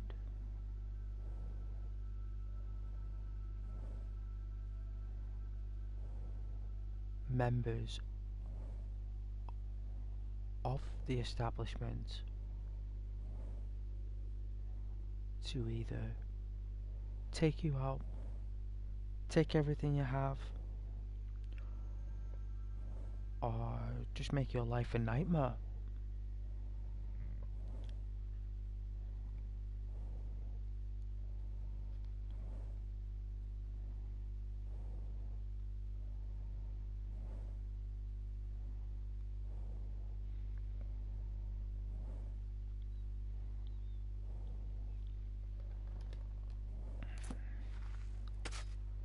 So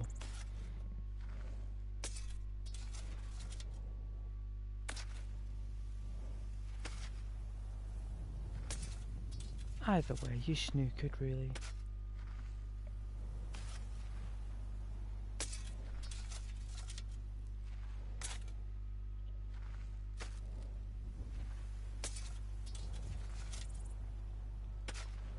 So found items can be classed as stolen items. That's the technicality. The game doesn't tell you that it is a stolen or you are gonna steal it. But the game creates the initiative of the steal so you can join the Thieves Guild by default. So if you don't want to do any of those crazy missions where you gotta pickpocket this guy or pickpocket that guy, you can say that you took these gems, and I suppose that if you collect enough of them and ask someone to inspect it, then you'll earn a place in the Thieves Guild for getting all the gems. That it's like another way to join the Thieves Guild. But if you communicate with anyone that you got the stones, class as a thief. It's like essentially you dig your own hole. Basically, you dig your own hole by your own actions, through your own common sense, because you wouldn't go around showing people a gem, would you?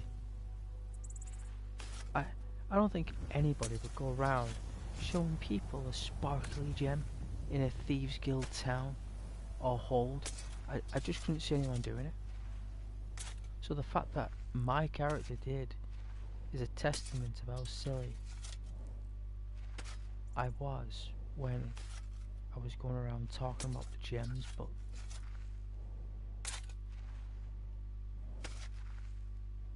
it's all part of his character now. Not really much I can do about it. Can't turn back the clock.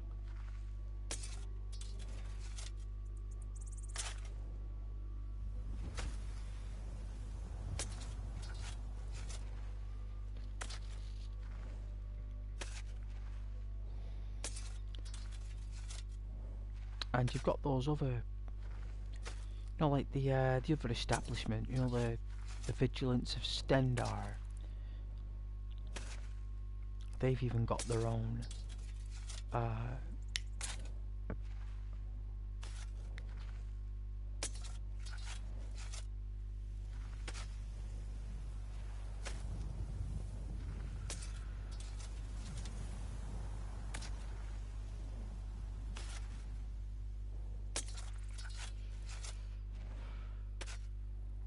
their own buildings. They're smaller, but they're there. They're an enforcement.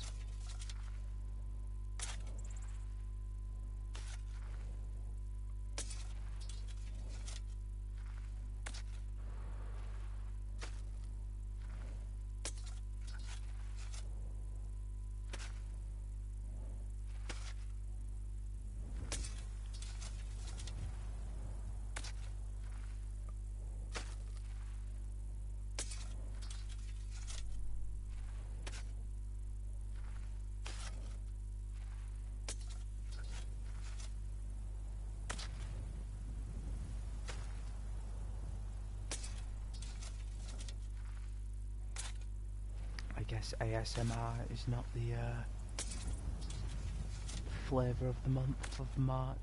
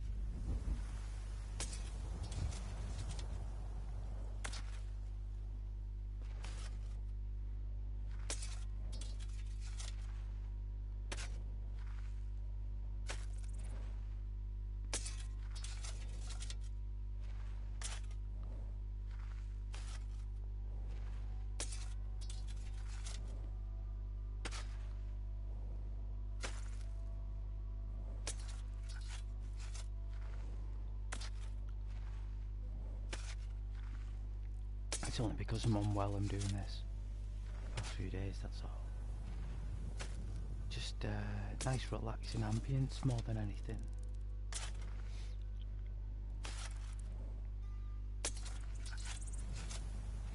Not that anybody's looking for that, to be fair.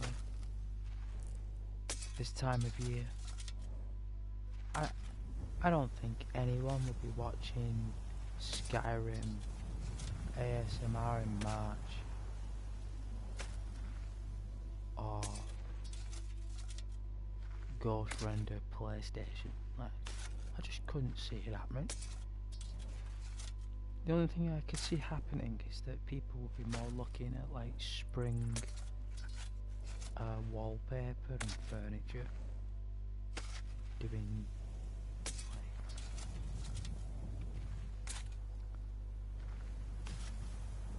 ready for Easter and stuff, and then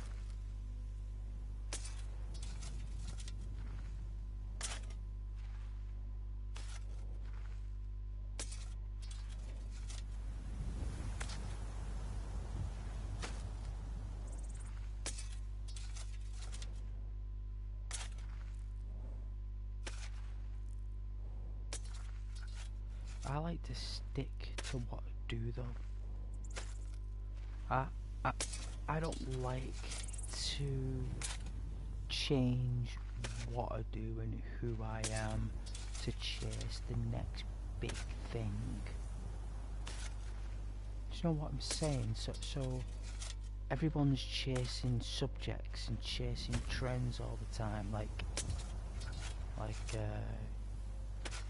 that's the norm. You know, that's how these channels get big. They talk about risky subjects. They've all got backing and sponsors and advertisements. They're all performance artists that didn't really make it to radio or TV or mainstream. So it's mainly radio. So people try to get into radio a lot on YouTube, right? You know, before they do YouTube and stuff. So they do all these other things beforehand with all these sponsors in place already, right? Like this is the trick to it. Very clever techniques, right? People that have done business and stuff and know how to work numbers, and they know how to influence numbers and marketing of numbers and data and deals, advertisements and sponsors. These are the things that make you recognised.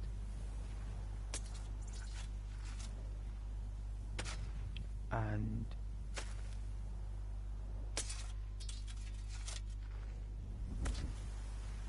every channel, let's be honest, every channel that is like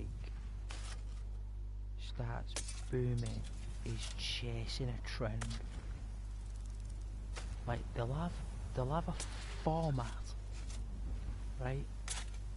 So they'll have a format. So they'll have a desk, or they'll have a cabinet in the background, or they'll be wearing a pair of glasses.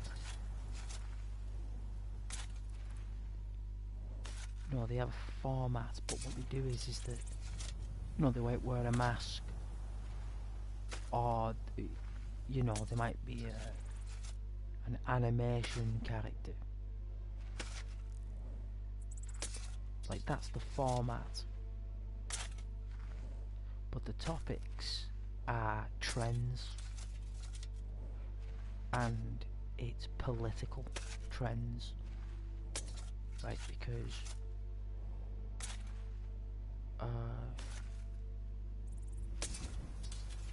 political trends are like, how can I say,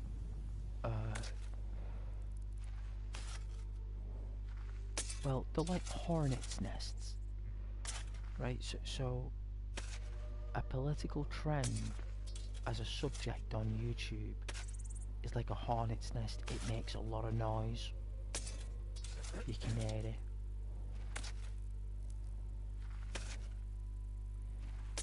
People get close, but not too close to the sound because they don't want to upset the hive, but they want to get close enough that they can observe it, they can see it, and they can hear it. So they're looking like, oh, look at that, there's the subject. You know, the beehive, for example.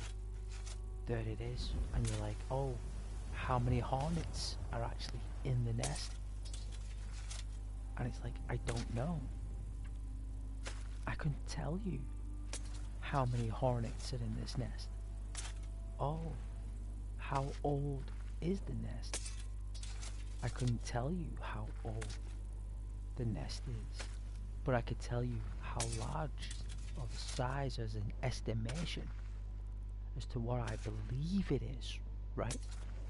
Because that's what you'd say because you're unable to provide an approximate measure of that hornet's nest. You're unable to because, for one, it's too dangerous to approach. Two, it's a hazard. And three, you're curious enough to just get close enough where you can observe it and listen just from afar, where you can't be in a radius of risk, right? And that would be the audience watching those channels, right?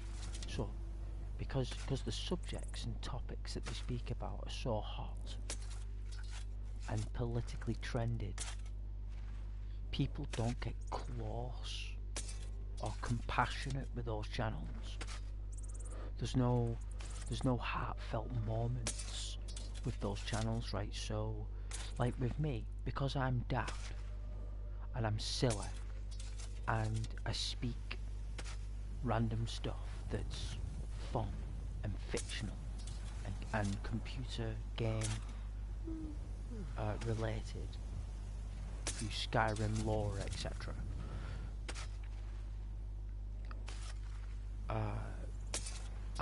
I will build that rapport with other people because I am here to explore a world through a random character, and we create the identity of this character as a community. So it's like a community character, right? That's how all characters are made on channels. So I connect with my audience on a personal level in terms of their hobbies, interests, and their favourite computer games, right? And this personal connection that you build with your community on a friendly basis that's YouTube fashioned is a community channel.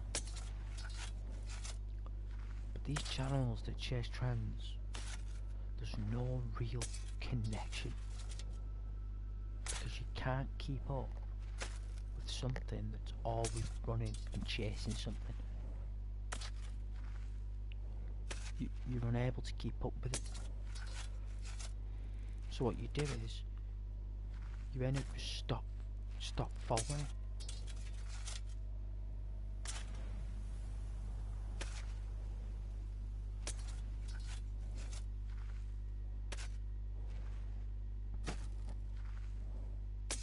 That's why in those political channels and stuff,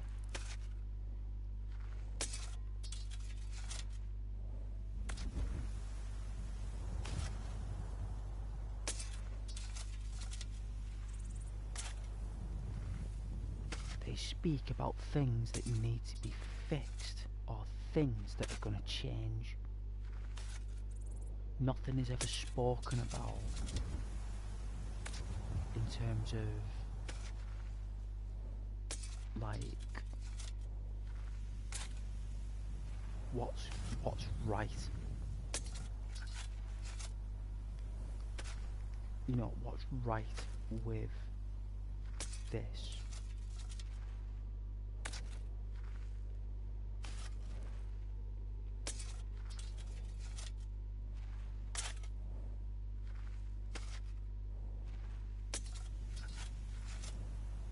And the worst possible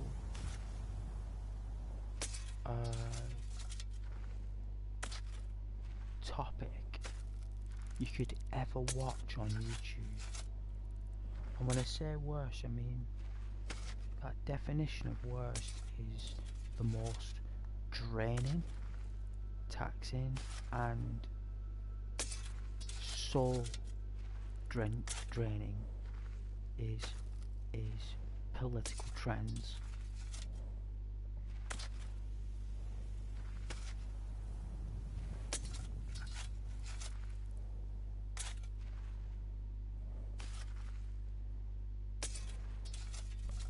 And what was happening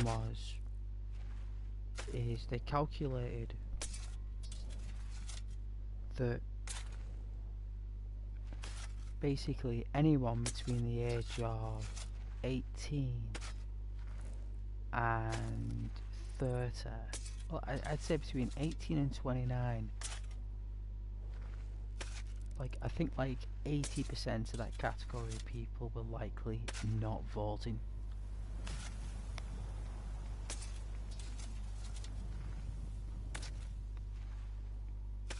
They just didn't vote.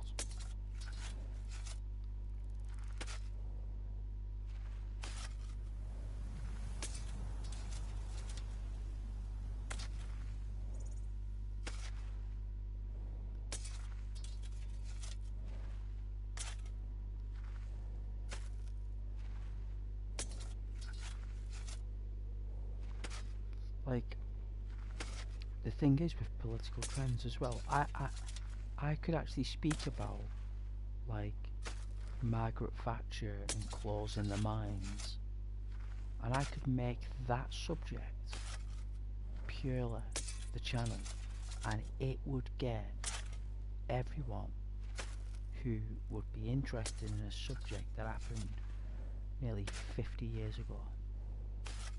And they will talk about it as though it was yesterday.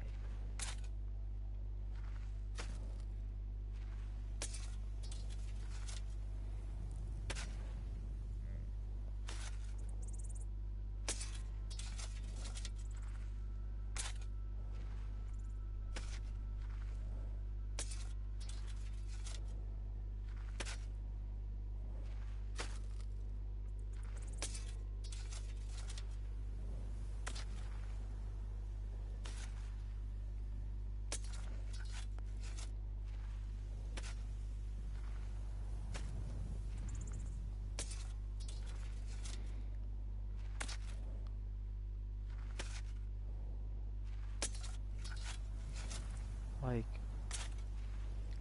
the channels will say something like,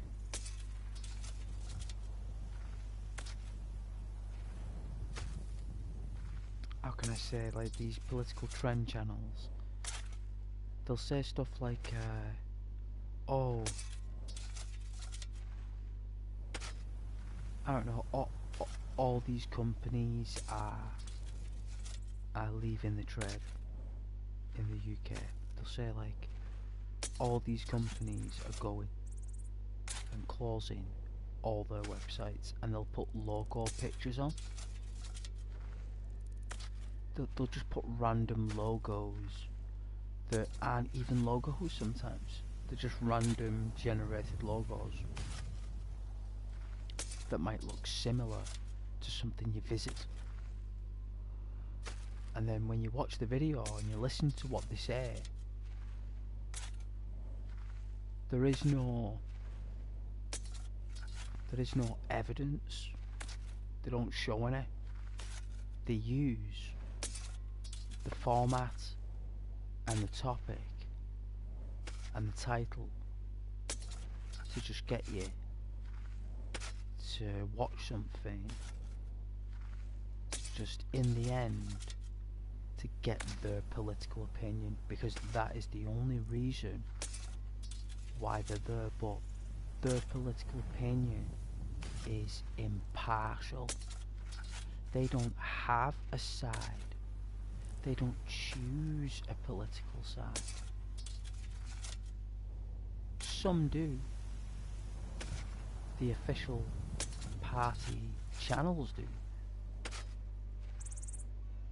But the channels that just express the trends of politics don't actually give you the truthful opinion. They don't give you any facts. They just say to you, oh, it's currently in talks, or it's currently in discussion, or I think, or from what I'm aware of, from what I've been informed, my sources tell me. You know, like, all this terminology is used in a specific way to basically deceive and attract and to deflect. And that mechanic, I used that mechanic when I was a teenager.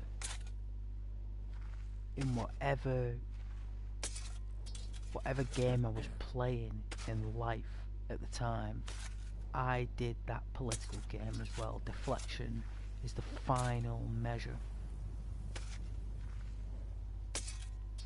of any type of political trend that's on a channel. And it's everywhere. All of them do it.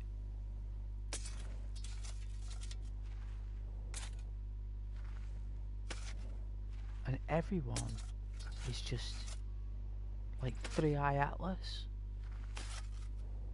You know what I mean? Do you remember 3-Eye Atlas had aliens on it? And it was a spaceship, and it was coming by to sail low, and it's giving off a frequency that measures an engine that's pulsing. I said to myself, if that's the engine frequency, I said to myself, and that's the energy it's giving off in space, if that is a spaceship, then it will take 55 years to get here. Like, that will take 55 years.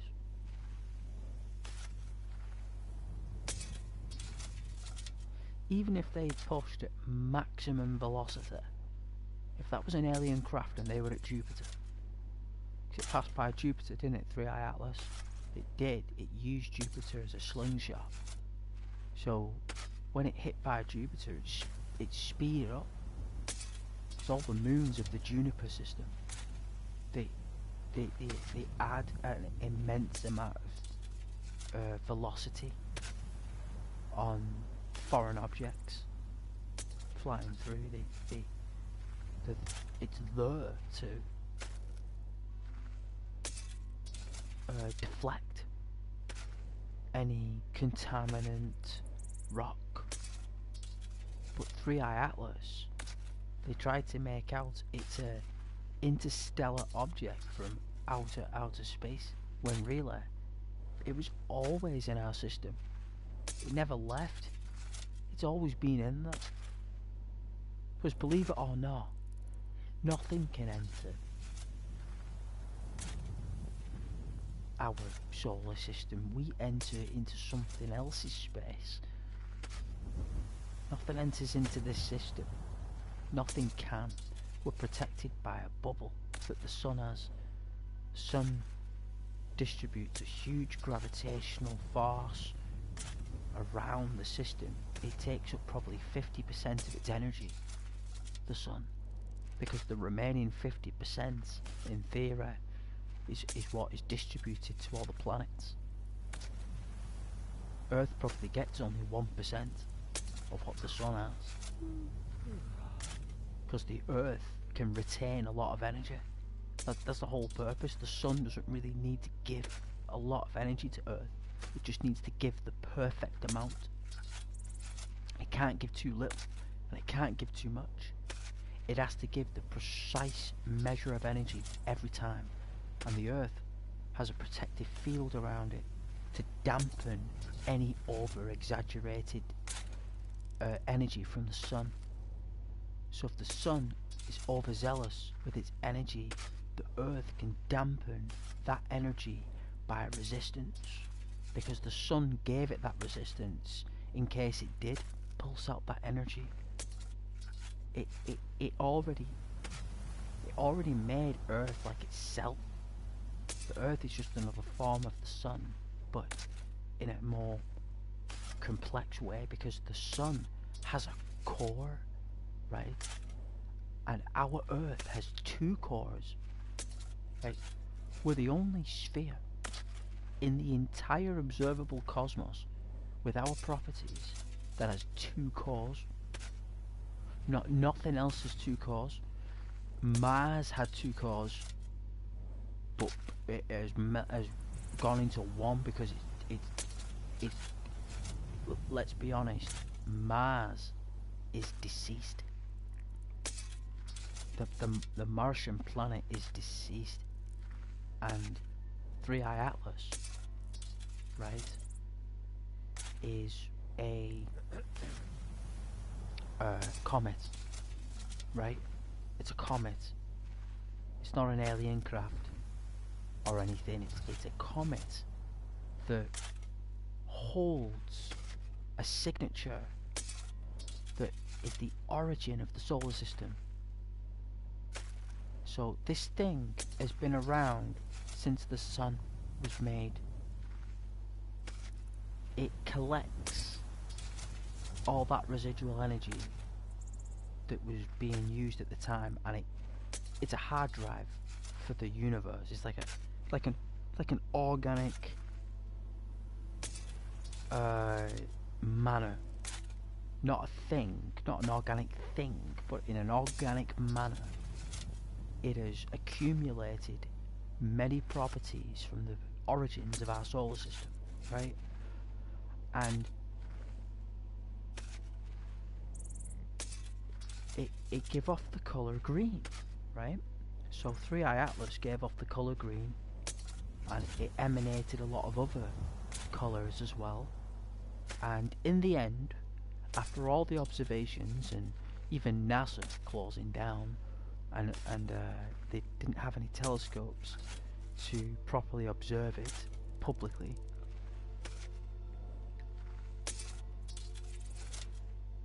it turns out that it's just another comet.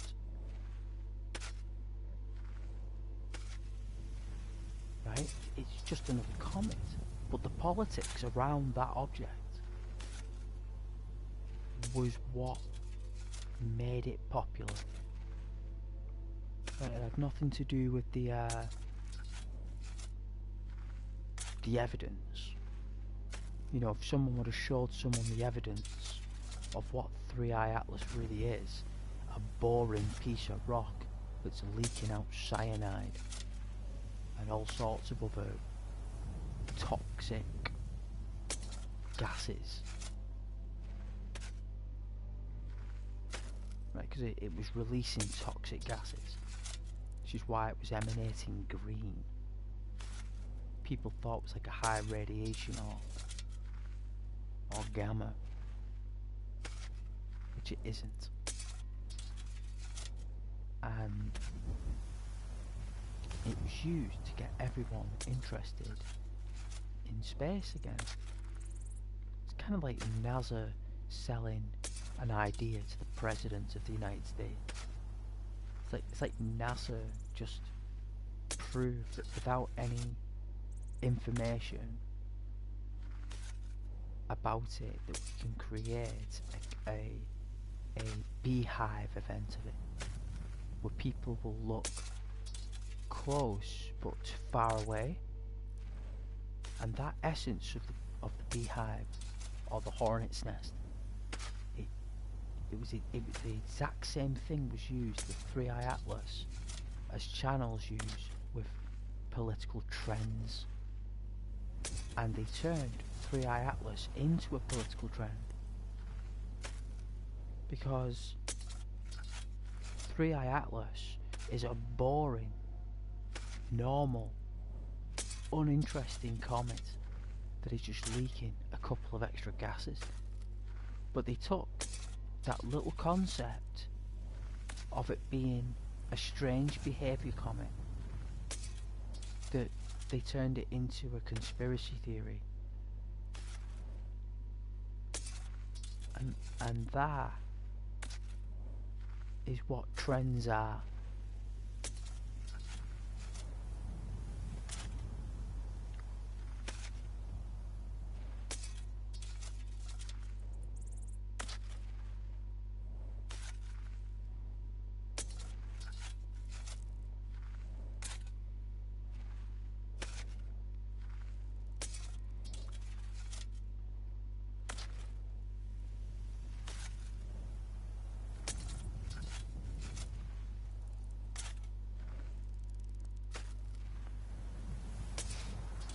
It's like if I started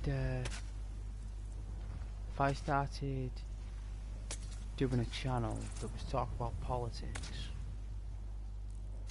and my points had meanings,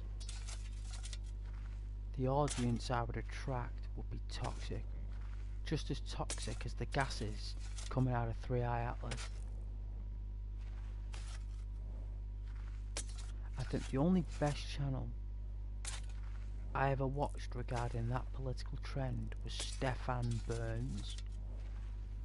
I think Stefan Burns is one of the best YouTubers, and I wish like people like that, tutors like Stefan Burns, I wish I had a tutor or a teacher like that when I went to school, because I would be a scientist or an astronomer if that guy was my teacher.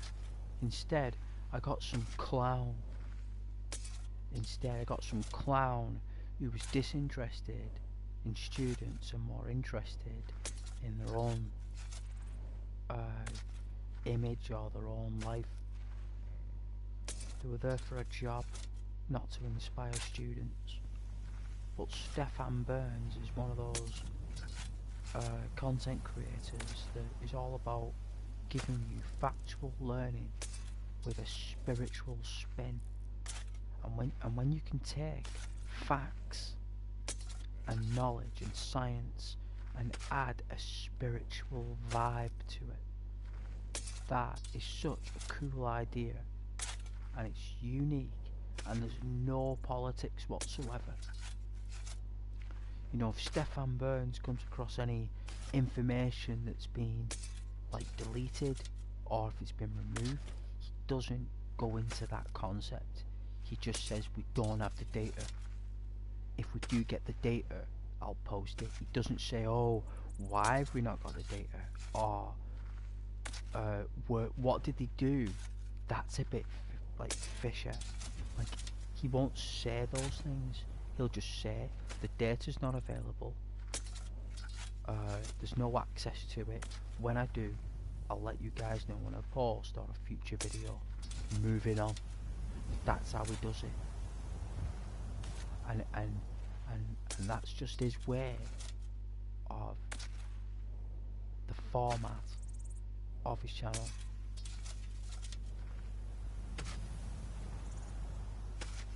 So people who watch that channel don't watch it for his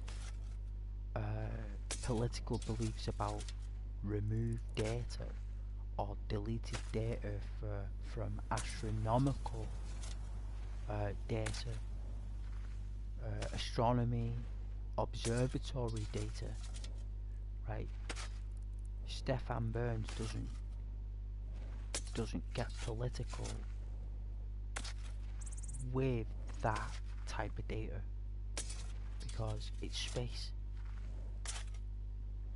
and he doesn't want to say something that might involve any of the space agencies that provide that data, right? So he doesn't actually try and step on the line of that. And these type of qualities are really awesome.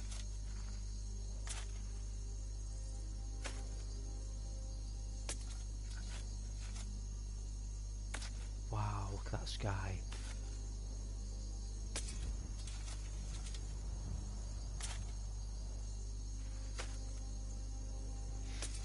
You know, I don't think anyone would be watching Northern Lights tonight on Skyrim in crimson red.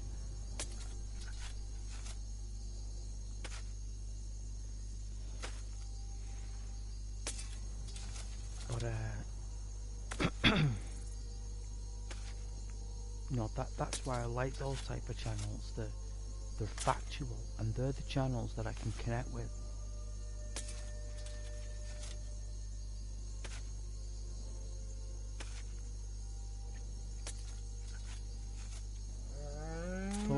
Those channels are basically there to let people vent the anger or the dissatisfaction with current events. You know, it's just some random person talking about things that are going on. It's like another news channel. Because that's what they're trying to be. They're trying to be independent journalists on a news channel. It's like their way of giving the news.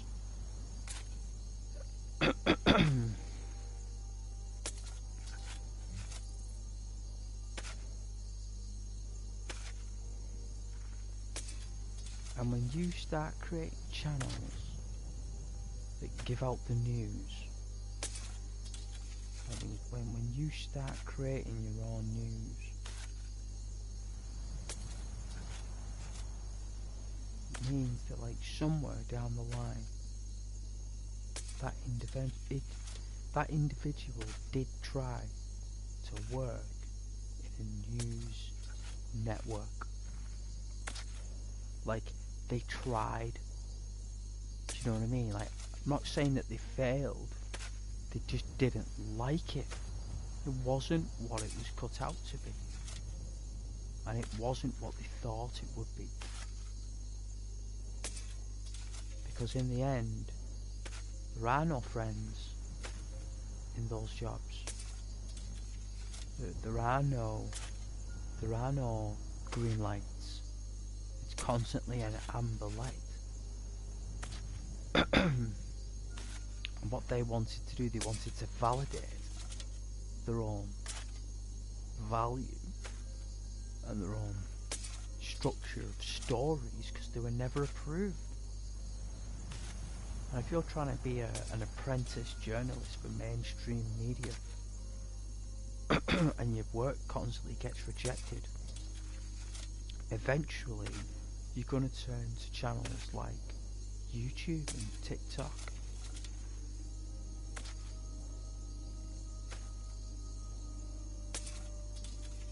Because these are just random people.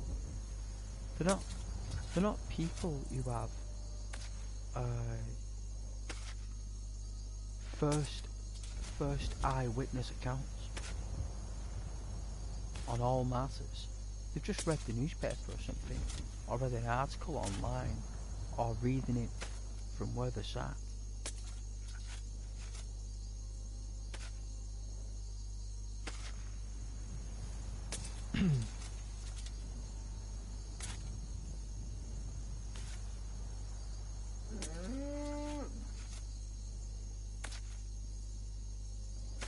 And if you want my political fiction, you know, my political fiction is that the UK will become a dictatorship. That's what will happen. There's no shadow of a doubt about that. You know, I mean, I'm not saying tomorrow. It might take another 15 years, which is 3, 6, 9. It's 4 government terms. You know, I could say that. You know, for my fictional outcome. I don't know what will happen 15 years from now, but I can say that, can't I? You know, UK will become a dictatorship. That doesn't mean that it will, does it? It doesn't actually mean that that will happen. But I'm saying it, aren't I? Even fictionally, even making it up, even for a laugh. I'm saying it. It's still serious, isn't it? Do you know what I mean? Even when I don't mean it, and I'm talking codswallop, it's still serious. And those topics, they're not worth going near. They're not worth a carrot.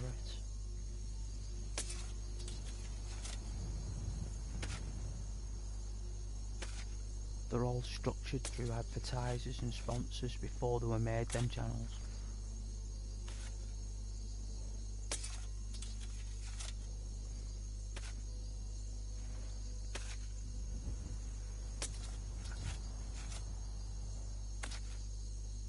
And it's VPNs they sponsor. Mainly it's VPNs.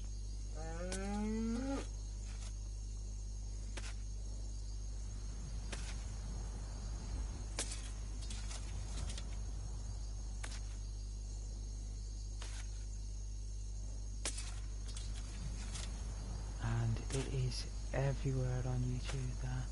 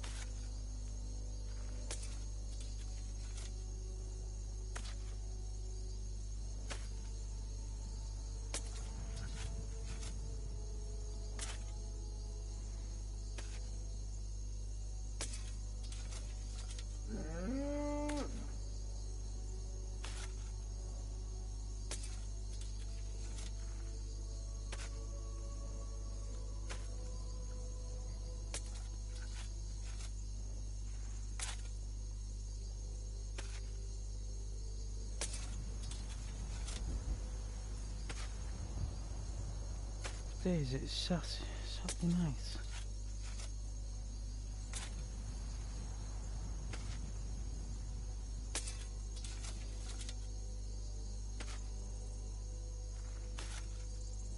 Jeez, like, I guess there's a very rocky relationship between Sony and YouTube right now. I tell you, if you're on Sony, I don't think you could stream for a gold clock. Everyone that I know who's streaming on Sony right now has literally got nobody watching them. I think the relationship between YouTube and Sony has become toxic. As red as those clouds. And as always, it's the people that suffer.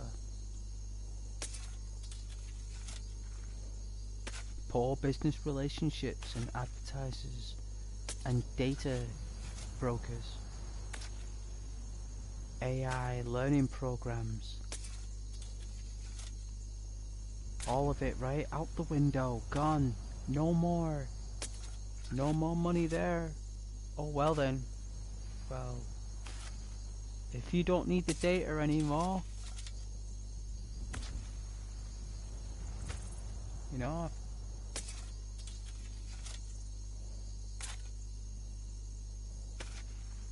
if you don't need the data, we'll take it.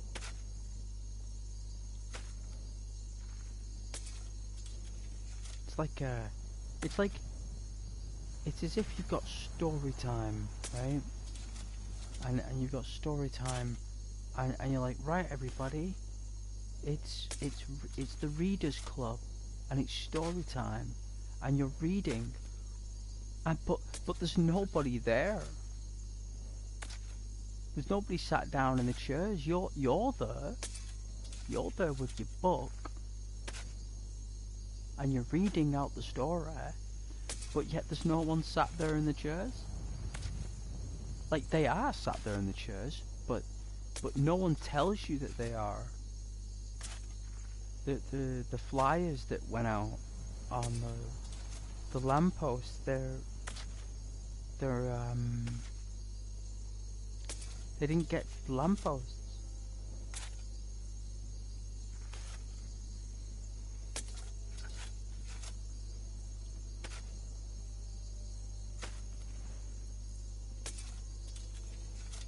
It's like nobody came to your readers club because nobody knows it exists.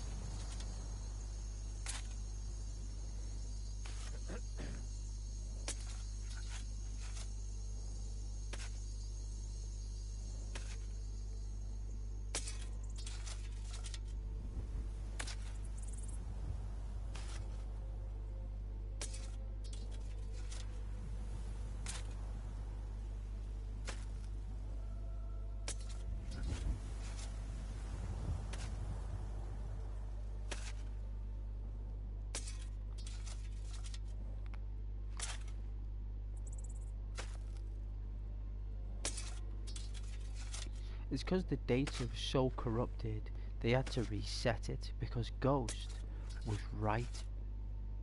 That's why. Because Ghost Render, who is an intelligent guy and knows what these systems do and how these operations work, knew that the data that was going all out was just corrupted. It was corrupted data, and now it's been flogged. It's been flogged. All of it. All the data that I built. Right? Like my data, the basically, you know, the computer games and all the voice and all the transcripts and the descriptions and the data that, you know, the graphics, the sound, everything, it's just all been sold. Sold. Everywhere. All around the world. But you don't get a penny for it. You don't get a penny. You get you get your efforts taken from you, so you have to restart again because the company doesn't know how to do it. They thought they did 10 years ago, but they found out 10 years later that they can't do it. They found out that they can't do it, and they won't do it. And if they can't do it, and if they won't do it, then anyone on their platform, they can't do it, and they won't do it. That's the reflection right now. That is the absolute head side of the coin.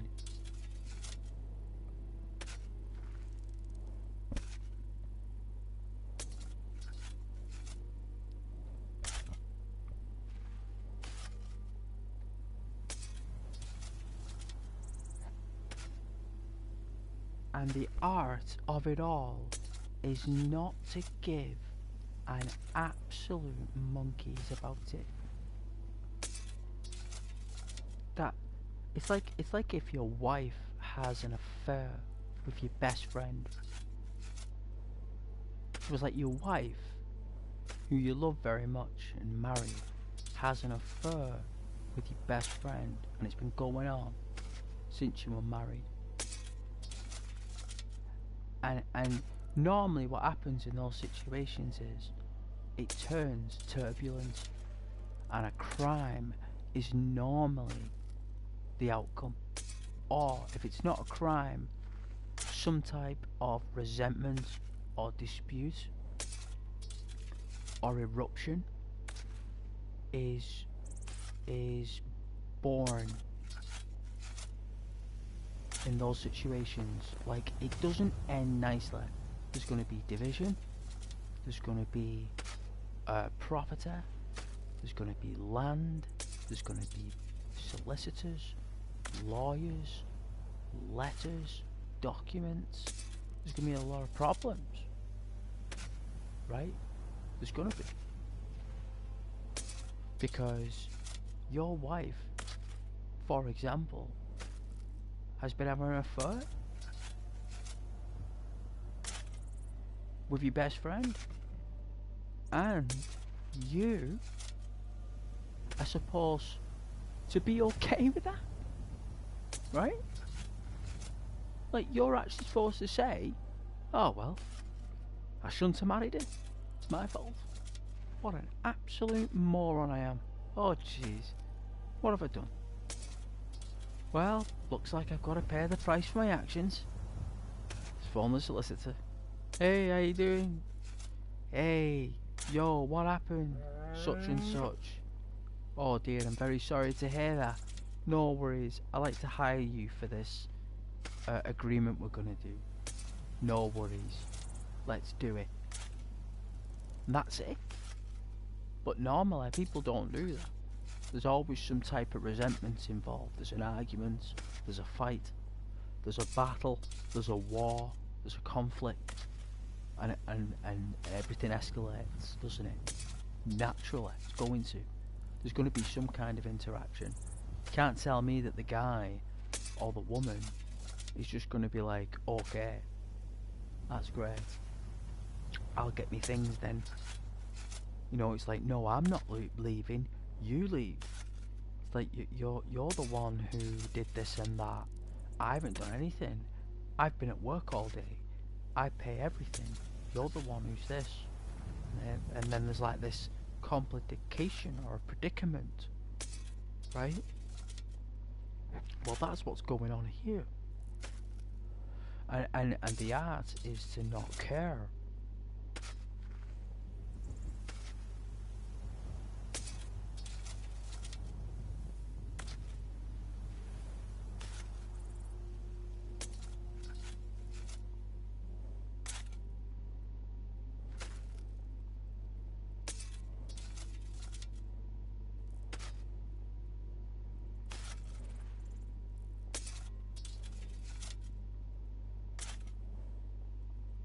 And you get these small channels who get upset and frustrated, and these companies, they laugh at them.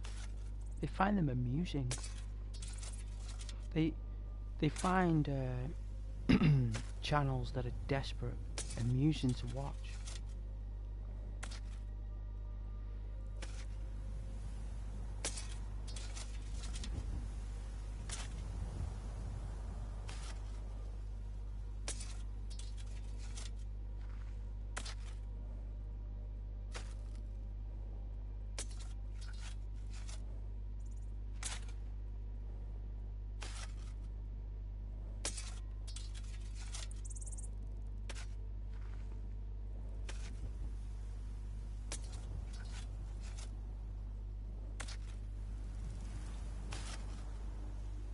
I think Sony has deceased as a streaming platform. I would say that Sony as a network is deceased. And I would say that anyone on a PS4 console as a network is deceased. And it's currently on the PS5 network as well. I would say the PS5 network is deceased, the PS4 network is deceased. The Nintendo network is deceased. And the Xbox network is deceased.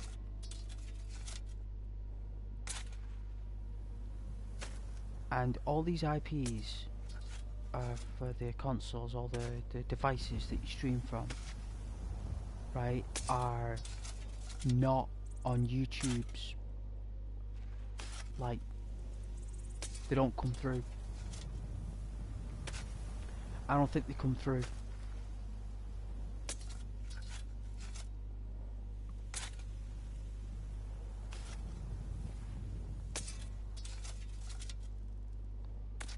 In like 60% of the countries around the globe.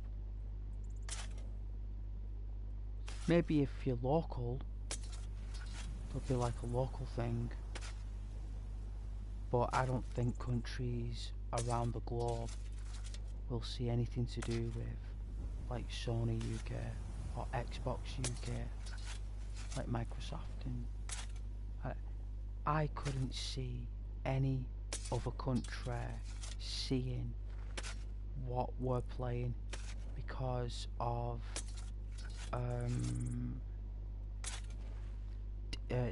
data dealers, they're called.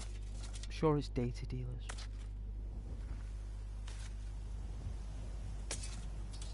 Commissioners and stuff.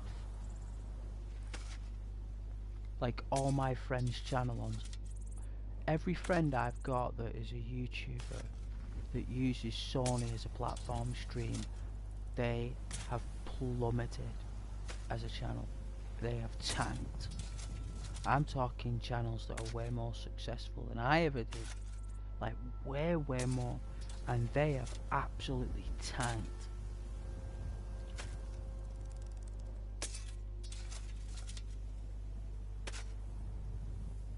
Like they're basically like may as well not stream.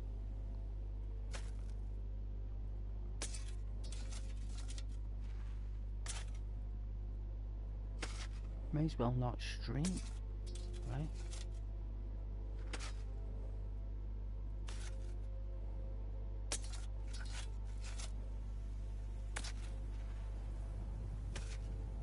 And they're getting all this data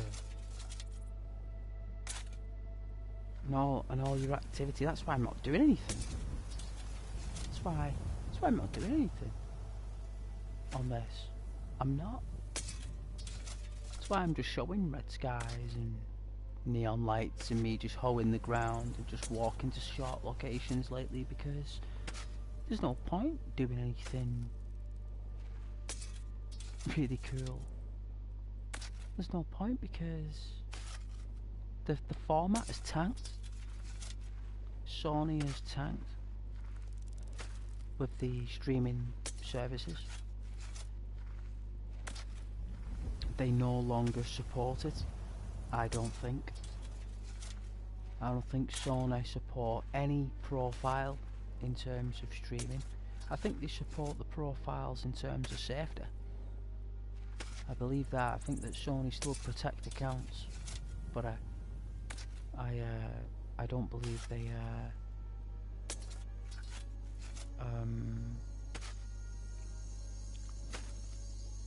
support the network as a streaming network. I think this Christmas just gone was their last year.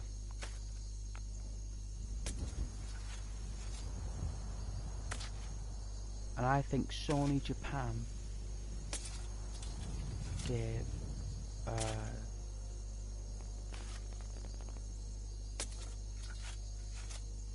like they made that decision about which channels get the audience. So at Christmas time, what I believed happened was Sony in the West had no control over which channels got a hype, like a boost, but I believe that they had the power to remove it from channels. first chance they got. Do you know what I mean? And I believe Sony in the West have been fired. They're gone. They don't exist anymore. The team that handled the progression of channels on Sony have fired, or they've been moved to like other departments, like, I don't know, administration, which is probably where they've ended up, because that's exactly where what they did was administration of data, and it's gone. I think that's why there's no activity, because there's no pinball machine anymore. It's like as if it's like I said, you're a reading teacher reading out to empty chairs, because there is no system for it. The only people that know that I'm streaming right now would probably be like people who are subscribed on YouTube, because even people who are on Sony won't even know, really, because unless they're your friend, they'll look. But it looks like Ghost was right. I said to you they'd all get fired and the system would end, and it did. It did end. They've ceased services on PlayStation Network, and I knew it would happen because I knew all the data was messed up. I knew it was all hogwash. Ever since I started in 2015, it was all hogwash, and it's only Christmas just gone, it was the only time it got it right, because the people who did it at Christmas just gone were the actual people who were in charge of Sony. They weren't some third party centre that's hired by Sony who don't work for Sony. They've lost the contract now. They're probably working at Eon or British Gas now, because all they were doing was operating a utility service. That's all they were doing, but instead of it being like water or gas or electric, it was a broadband network profiling. And these people who didn't even work for this massive company, who just hired on their behalf, hired by corrupt individuals, no doubt. No, not all of them. Not all of them. I wouldn't say every single one. But there is some... for Sony to remove their interest in data, right? Sony is the biggest data group on the planet, right? Like they're the biggest data. They've been providing and receiving data since the 1960s or the 1970s. Sony, like they have, and like for someone that big as a company that decides to retreat from the data market is because the system had so many holes in it that it had nothing to do with them as a company. It just meant that whoever made it and operated it was not future-proof for the data changes with policies and governments and banks. Sony didn't future-proof the network to handle the changes that have took place. Because if they did, the red flags would pop up everywhere. Because I'll be honest with you, I didn't get a carrot from or any help from Sony. I think the only help I ever got from Sony was when I found up about my PS4 before this one. This was before I bought this one. and I phoned up about data or an update destroying my console, and that woman was laughing on the phone. And I remember saying to her, I said, one day, I said, this isn't funny, this, you know. Like, I'm going back like 2019, 2020, I think I'm going back here. And I remember saying to her, I was like, this isn't funny, you know. I was like, you're laughing here on the phone to me about my data going missing after your updates came through, and you basically destroyed my hard drive through an update because of a corrupt file that was a game that was licensed by you. My console doesn't work anymore and I lose all my data. And like, she was laughing, like giggling, like you could tell that like I could detect a bit of obnoxious behaviour. And I thought, I said, it's not funny that. I said, one day, I said, you are in this country, you work for these Japanese conglomerates, because Sony is a Japanese conglomerate. It's got movies, it's got games, it's got everything. I was like, one day, Sony Japan are going to see right through you lot, and they're going to remove every one of you, and they're going to remove every purpose that you provide in this job. I was like, oh, I just can't believe you exist as a department. I remember saying that to her. I think it was a woman, but they were just obnoxious and cocky, and they found it funny. They laughed at people getting upset and frustrated. They laughed at people's struggles and people's mental state. Those people were laughing. They were making fun of that, you know. And that's not how conglomerates should treat you, everybody. You know, conglomerates can't treat people however way they wish. And I knew that the entire staff network that operated this streaming system would get let go. I knew they would let go of every single one of them. And what they've done is now they've just left it in the hands of YouTube and Twitch, I think, because they've got the policies and they've got the contracts and the settlements all in place for the changes.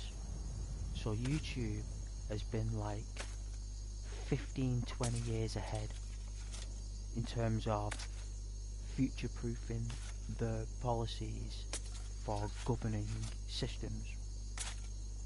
And third-party conglomerates that are not main network like media like YouTube, companies like Sony and Nintendo and Microsoft, those type of companies have let go of all their network stuff.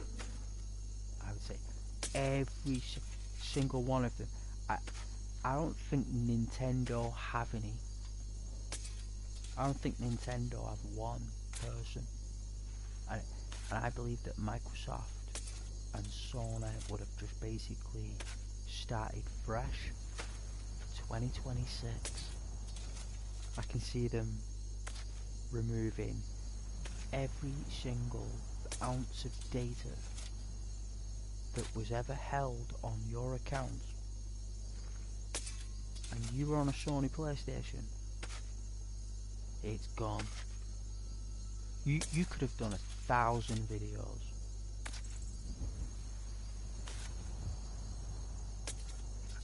that is gone because they don't have the license to hold it. Right? Sony don't have the license to hold my data that I made on their old network that was broadcasted to YouTube. That branch, that division, that journey of that transition of data, the transit of the data, no longer exists. It is no longer a product of transactional value. It basically means if Sony was a massive hand, like a huge giant's hand, it's basically come down from the sky like that, and you're stood there, and the Sony hand has come straight down like that, and you've been stood in the Sony network. It's picked you up.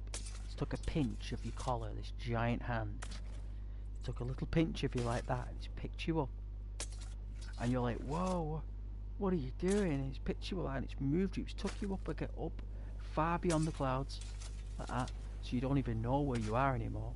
And then it's moved you south about 300 miles in a few leaps and plonked you down in another area that you have no paperwork, you have no luggage, you have no wallet, you have no phone, you have no shoes. All you've got is whatever you had when you were stood there, and you've been plonked in an area where you're basically fresh meat. You're fresh meat, and there's no data that YouTube will hold for whatever you did on Sony or Microsoft. There's not been any calculation as to like Sony and YouTube going, hey, oh, by the way, YouTube, I just thought I'd let you know, you see all these channels here that are on our network? You see all these people? Yeah? You see all the hard work they've done? Yeah, please reconsider all their efforts. It's like, well, we can't do that. You don't have the license anymore to hold the data. No one can have it. Like, it has to go. Because if we use that data, that means you're going to have to pay the licenses for us to use that data. That means you'll have to keep paying for it while we've got it. And Sony don't want to do that. So as a business choice, Sony have departed from the streaming services. They'll allow you to stream from your console as a feature, but they don't have any antiquity of a network. So it's like a car.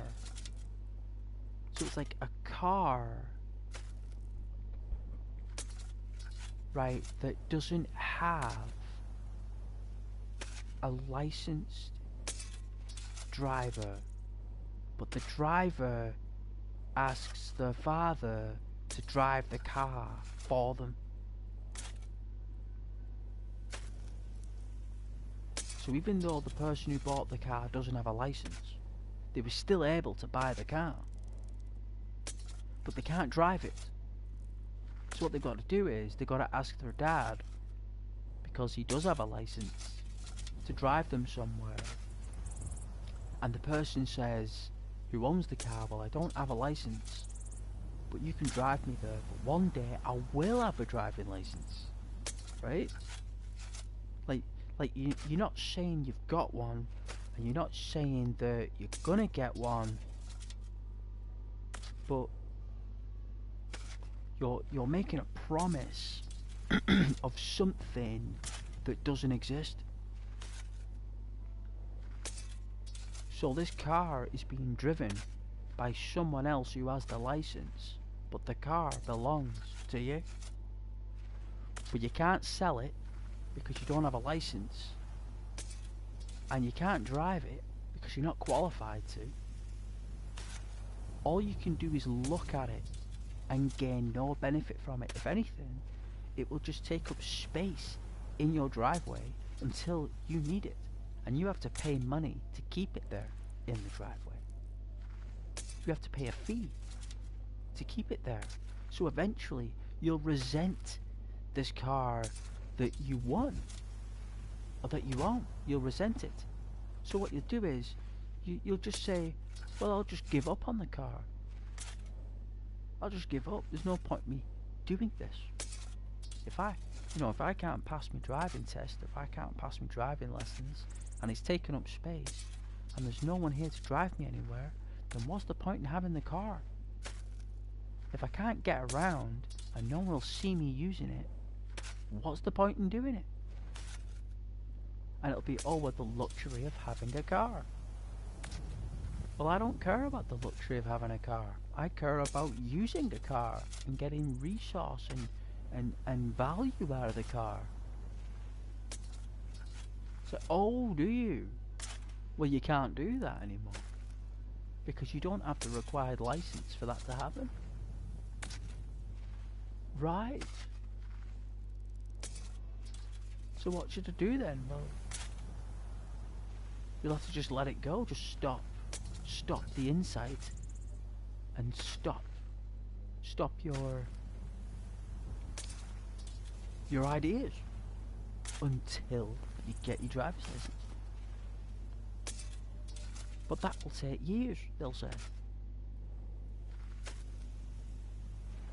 And money. Well, it's cost money. It's going to take time. It's going to take energy of education. I'm going to need to pass a theory, a physical, a medical. It's like, all right. Oh yeah.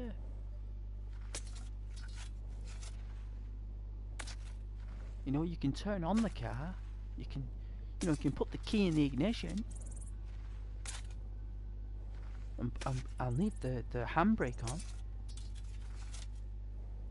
You know, so it's safe. You can turn on the car, and you can honk the horn. You can rev the car, but you can't drive it. So you can do all these things and pretend that you're driving the car. You can sit in the front seat. You can fill it up with petrol.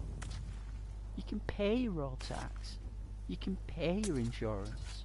But you can't drive the car. You know, if you can't drive the car, then what's the point in doing all these things and providing all that content for the car if you can't drive it? And they'll say again, for the luxury of having a car. Yeah, but the imagination of owning a car and the imagination of thinking I might one day drive it, but I can't drive it, isn't enough for me to keep it. And it's like, well, sell the car, or just have the car there for when you need it, you know? And it becomes a very odd predicament you're in.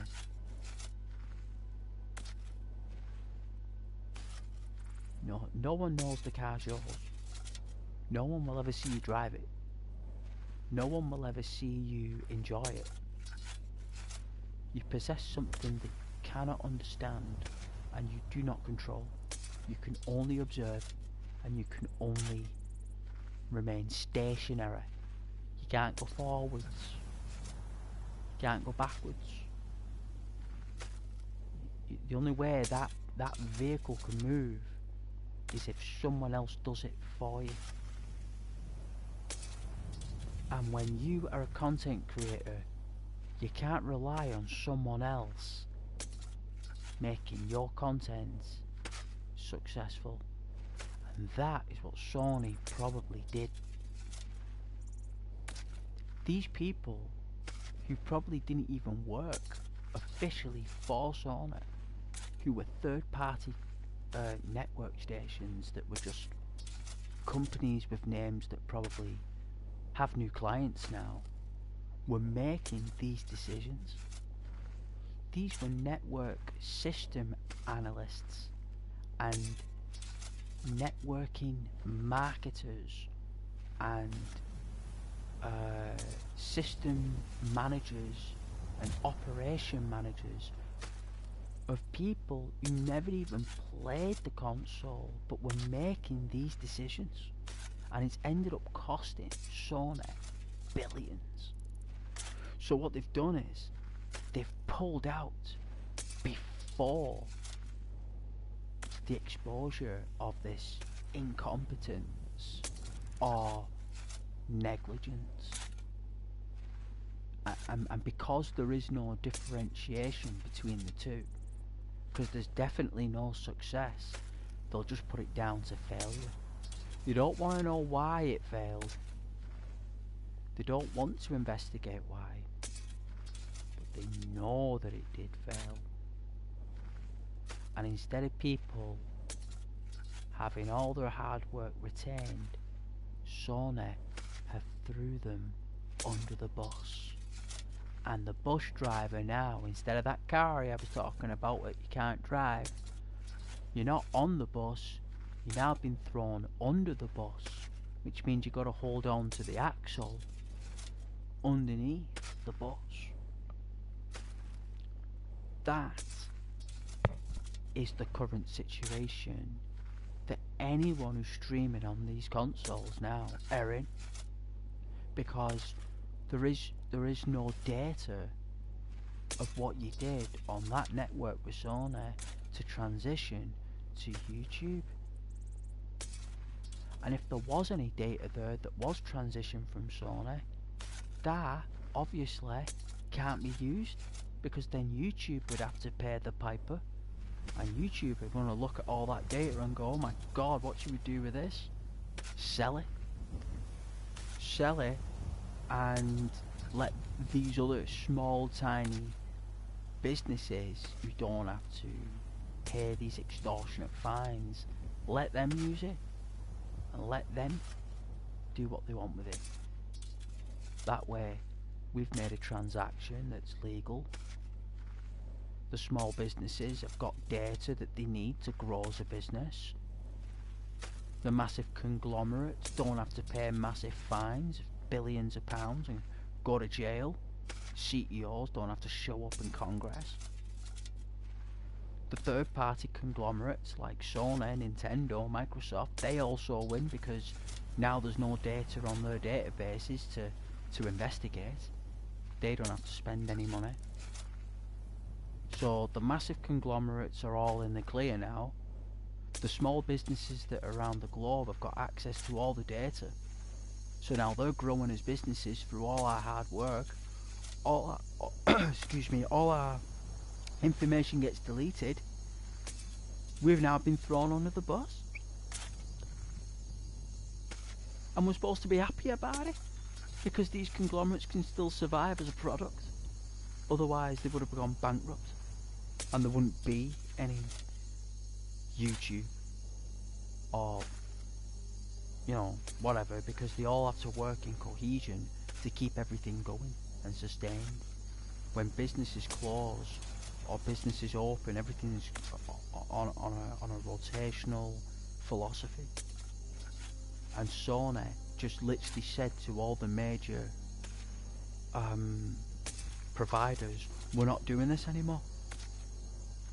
I'm not doing it, he's not doing it, and she's not doing it, because it's just too much work and there's too many policies. I was like, well, what about all your players? Well, they'll just have to start again. I'm sure they'll be fine, but they just have to start again. It's like, okay, that's what we'll do then. That way everyone wins. The small businesses win, the large businesses win, the commissioner's offices win, the governing legislation wins, but the little people who actually create the system, that what it is, gets thrown under the bus.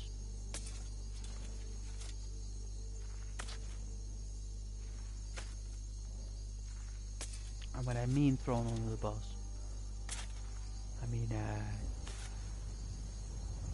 It's like doing a painting and someone just takes a leak on it. Just as you finish painting it, someone just takes a fresh leak. Just uses your painting as a toilet, basically. And you come back, like that person then leaves, and then you come back in and you see that someone's just took a leak on your painting. And you drop down to your knees and you go, no, I spent years painting that. And someone will come in and say, oh my god, what happened? And you say, someone took a leak on my painting. I've been painting it for 2 years. And say, oh my goodness, that's terrible, I'm so sorry. What are you gonna do? And the artist will say, well, I have no choice but to paint something else. From start. From fresh.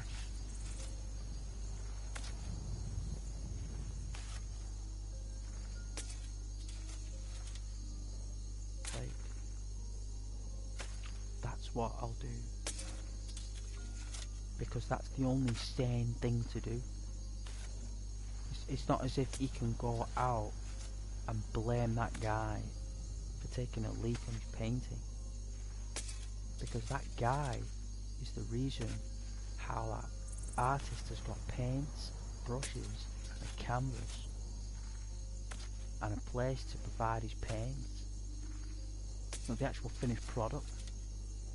That person who took the leak on it owns the painting. He owns the data on the painting.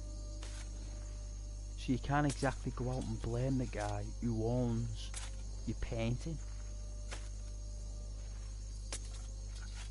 It's been decimated by the person who owns your data. They've decimated their own painting that you painted because they don't have they don't have the license anymore to provide you with that equipment. The data that you create, they don't have a license to hold it or to distribute it. So instead what he's done is he's destroyed it. He's decimated it because that's the only thing the owner can do with the painting. No one can own it. As beautiful as it is, as successful as it is, and as good as it looks, it's gotta go. And it's down to what's it called?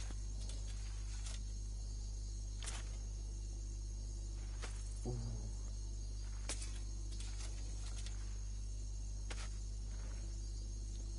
Perception. That's what it's called. Perception.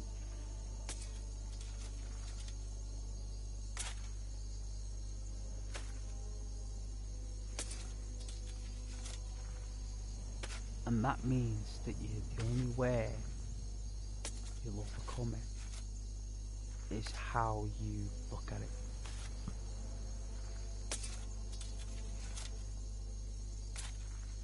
And Sauna and YouTube won't expect someone like me to think of it that way. They'll just think, oh well, it must be quiet, let's just keep trying. Do you know what I mean? Or it's quiet, or no one must be online. That's not true. Content's just under par. You know, like it's not something we think people will watch, so we're not going to show it.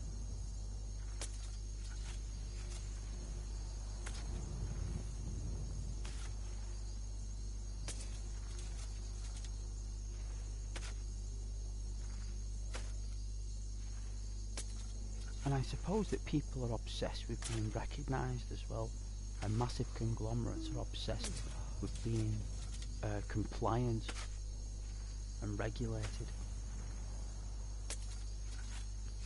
There's an obsession somewhere between that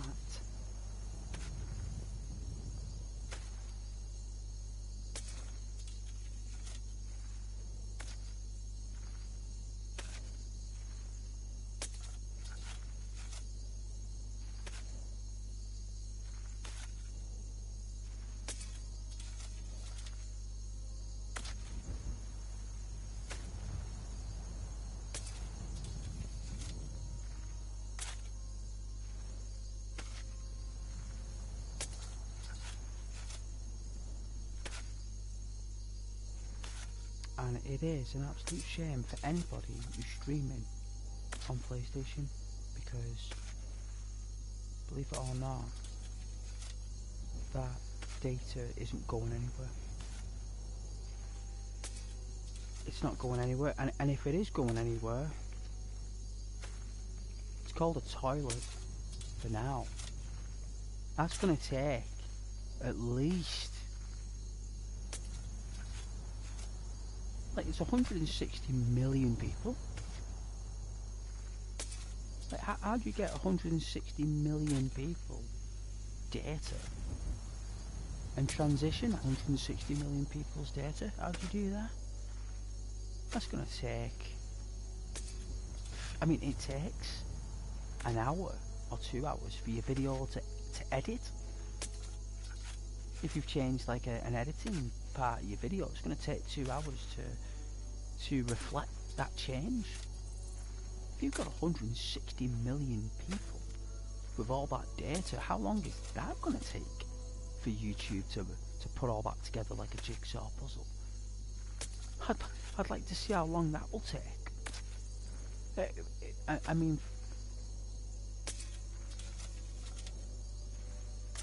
it's going to take at least 6 months from March, isn't it? So that'll be like, what? I bet it's Christmas, March, April, May, June, July, August. Oh yeah, Grand Theft Auto 6 time. So they've sold the data before you can stream Grand Theft Auto 6, basically. So they've give up all the contracts, they give up all the networking, they give up all the data trails, they've give up all that because of licenses. And the only time they reset the PlayStation data in theory is when GTA 6 comes out. Unbelievable. And believe it or not, Grand Theft Auto is a PlayStation game. I know that's difficult for some people to swallow, but it's the truth. It's a Sony game.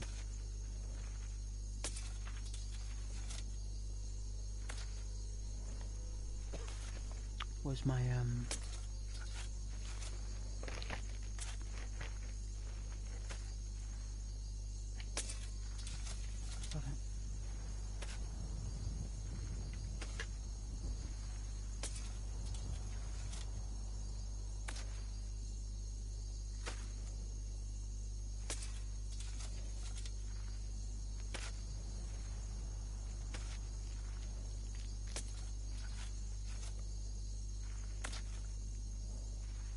which means that I have to stream probably now for 8 hours before anyone will... Like, I can't stream for 8 hours. Like, I can literally do 3 hours these days.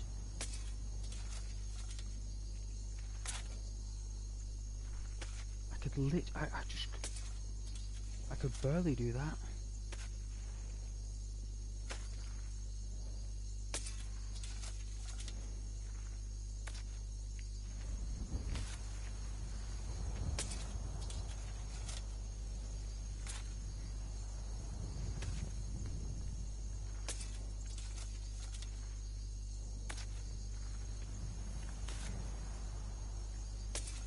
Unbelievable.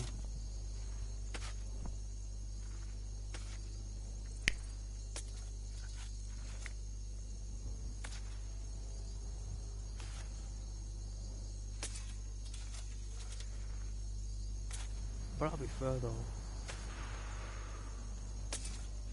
the fact that you're still able to stream on YouTube is good. Like, Sony didn't need to do that. They could have removed the whole service altogether if they wanted to. But I bet they fought tooth and nail to keep that up. The PlayStation 4 and 5. They did.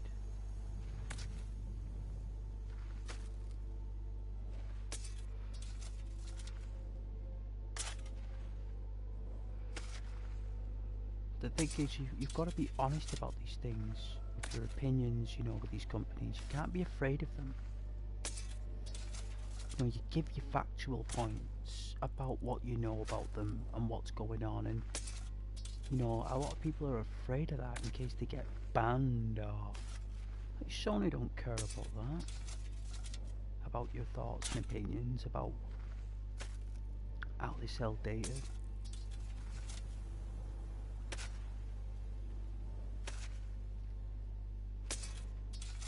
You know, it's a true fact what I just said. These are all essences of what it's all about, licenses. And luckily I can still stream Skyrim and use my voice. You know, all these things have to be paid for.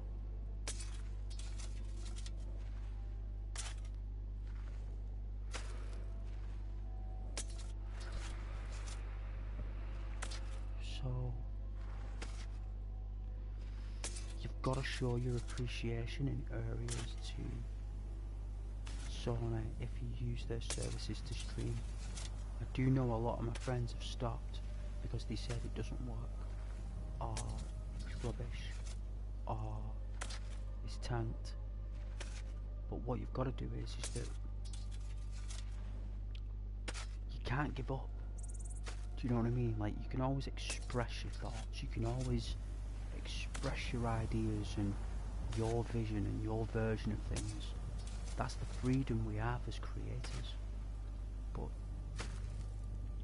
you can't give up.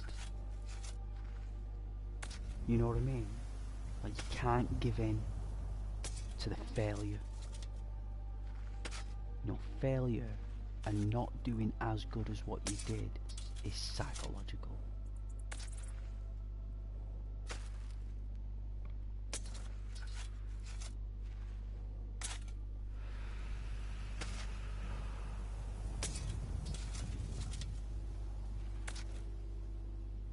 It's like, do you think every photo that Perseverance from Mars or Curiosity has been perfect? There's only been probably 20 photos in total that have been phenomenal, like relevant to their entire mission. You know, there's going to be photos that have come back that don't make sense, that are corrupt, that don't work. But that doesn't mean that NASA give up because the photos are always rubbish.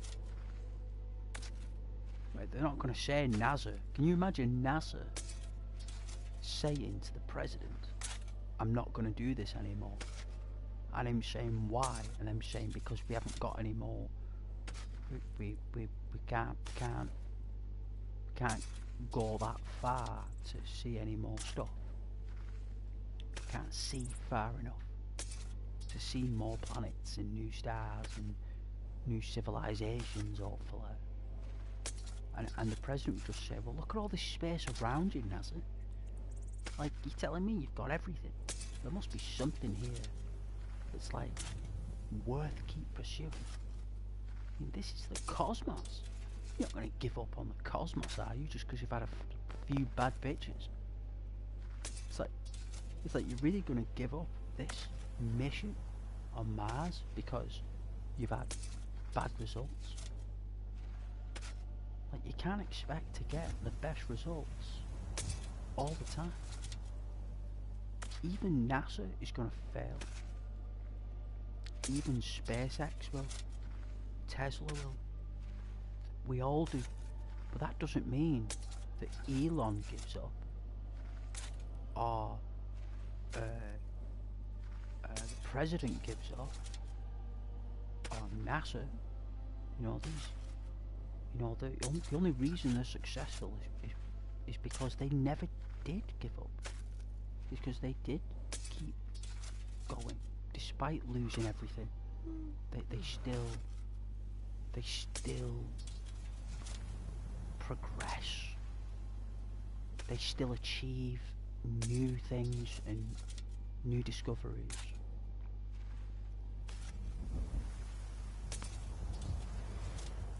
But that's what I've got to do now as a streamer. I have to be discovered through telescopes that were no longer there previously. I'm now in a constellational sky where instead of there being 100,000 stars, I'm now in a sky with 100 million stars, right? So it's more difficult to chart.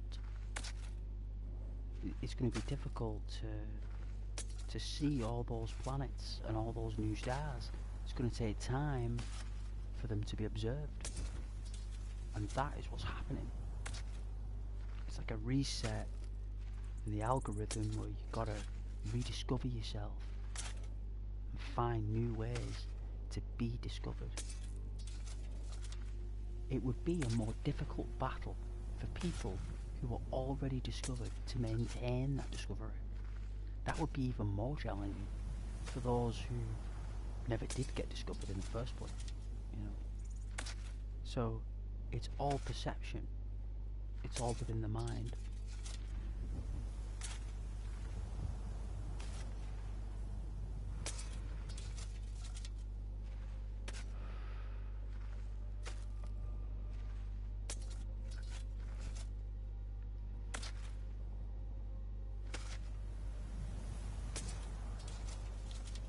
And like we define our success with results, don't we? Like there's a situation, there's a task, there's an action, and there's a result, isn't there? That's how we operate as humans. We don't operate in any other way. There isn't any other operation. That is a process of a job, or of a hobby, or an interest, isn't it? So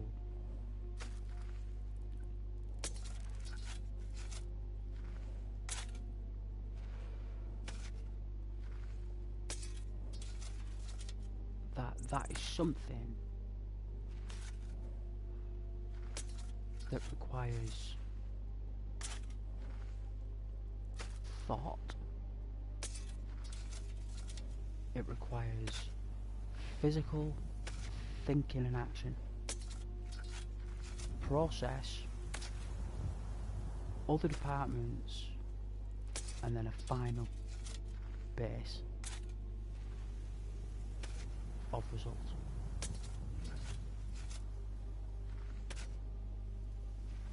And that task in itself is a huge concept, and that is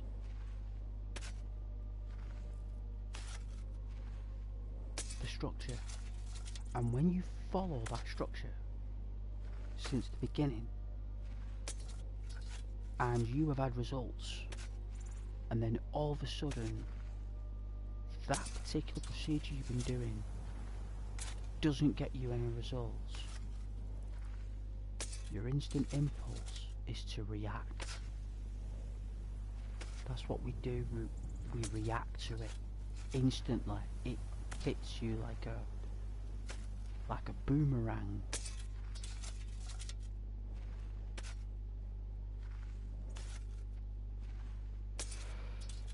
And you think, I've got to change something. I've got to do something. I've got to find something.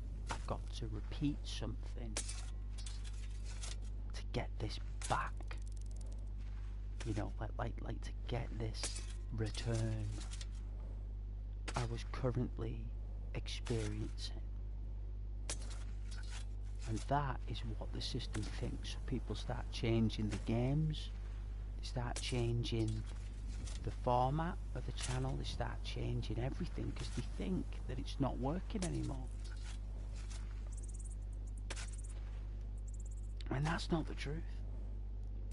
You see, even bad data is good data, you know. I know us content creators kind of mither you lovely viewers to do this and do that and do more, and you know, we do all this and we should get something in return. I know that that's normally the trade-off, right? But just because your video or your stream doesn't get the views you normally got, and it's like 5% of what you usually used to get. That doesn't mean your channel's failing, and it certainly doesn't mean that your content isn't worthy.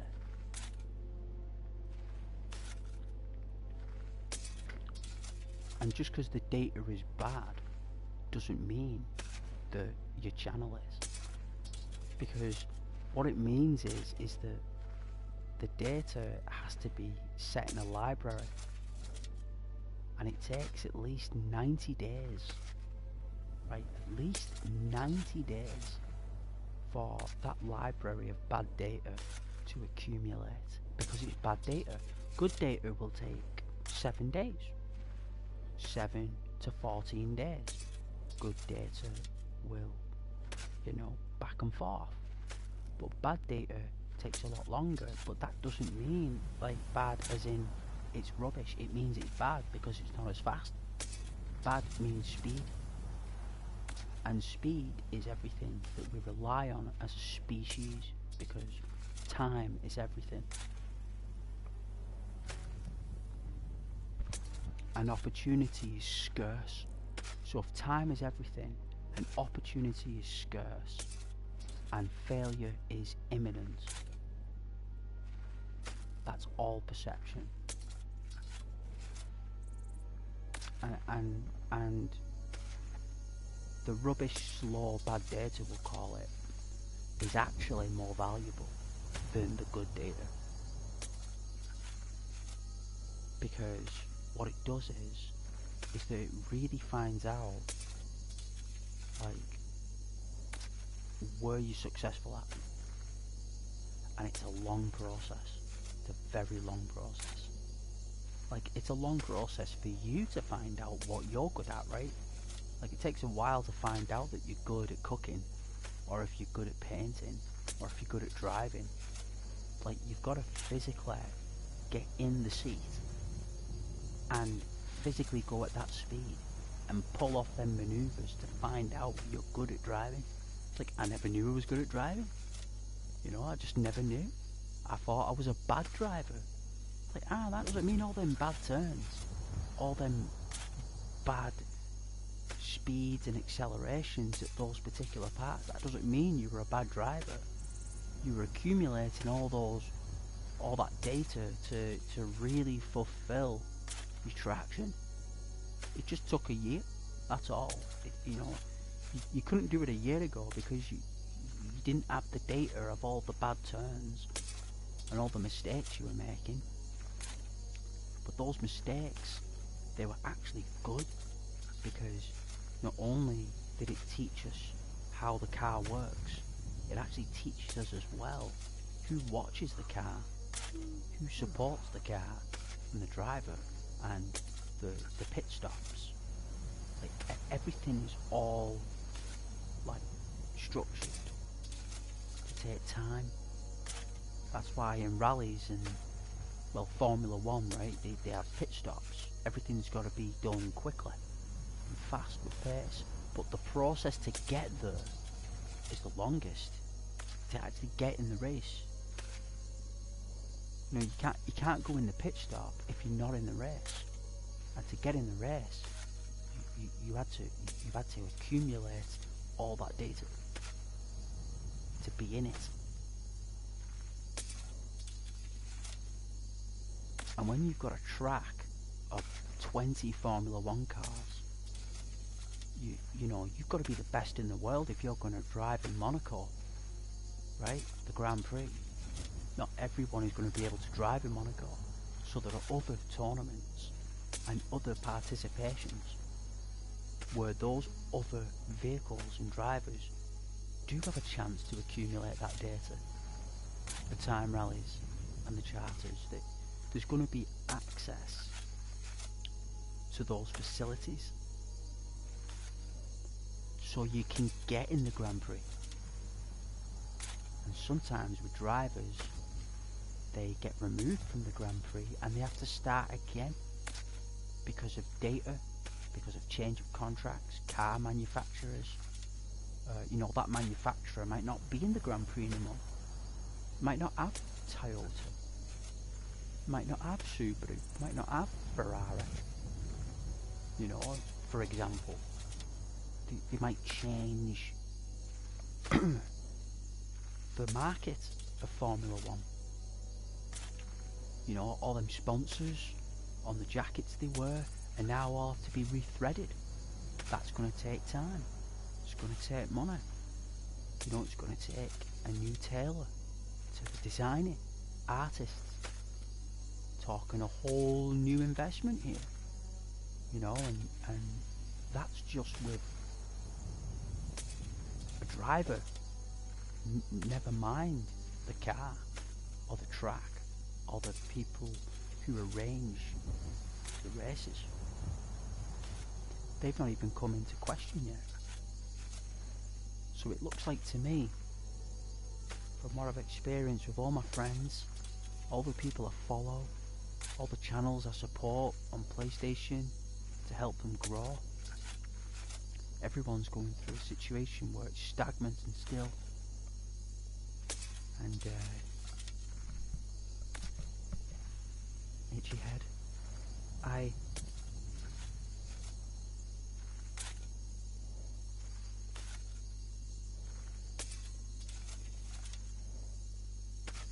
It wouldn't have affected me anyway, because I only ever had 1 or 2 people watching me anyway. Even way before Christmas, right? If I get like a high 5 letter for Christmas,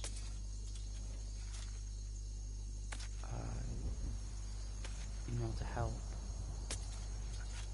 and boost the channel,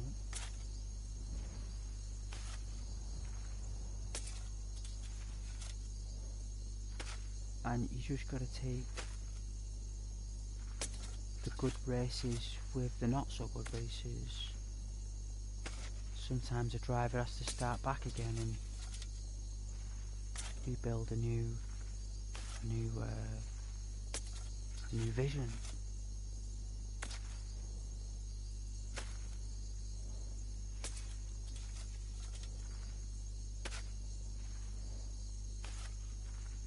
But I can imagine there has been thousands of profile streamer channels for Twitch and YouTube through Sony that have had to go through changing their streaming service to other providers and thinking that will fix it,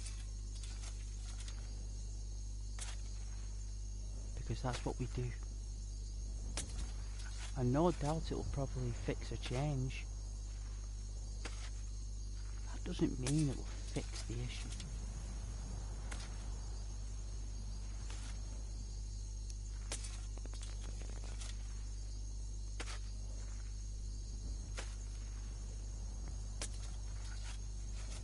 And I've been too unwell today to be able to traverse around this world. I had a fever yesterday and finally got over that this morning when I got up, and the headaches and oh man, you won't believe it, you will not believe it. And I physically don't have the strength or the coordination to provide an extensive Skyrim edition here, and I do apologise. I'm still sticking with my title though, it's still the story. Hopefully I'll feel better, well, a lot better tomorrow. But that fever, oh my god, like,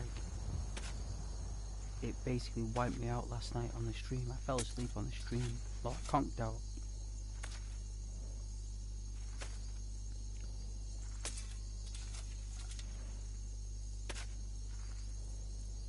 And really I probably should have just gone to bed. But it's like, what, 20 to 2.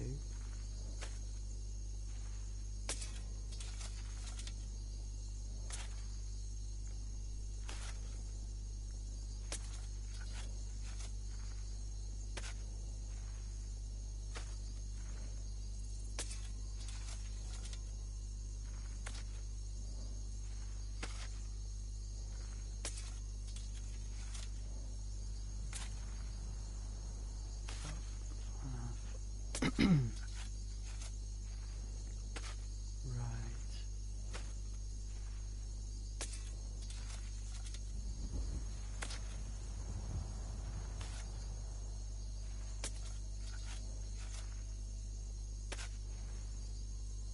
it's just a dark screen with some guy doing random animations in the dark.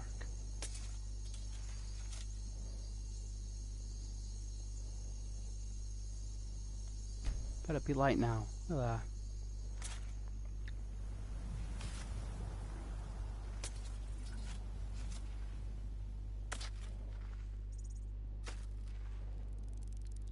Saw a lot of blue lights there going past.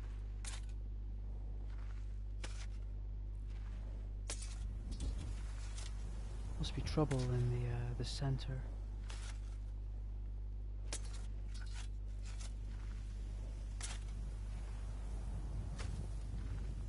Well, that's what happens when you bring in a load of people from a city into a town.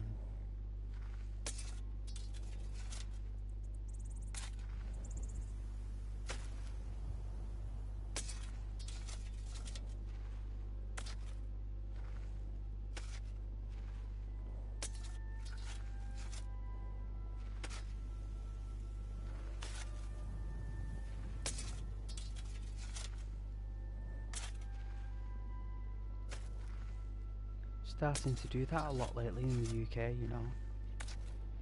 Mixing borough councils with city councils.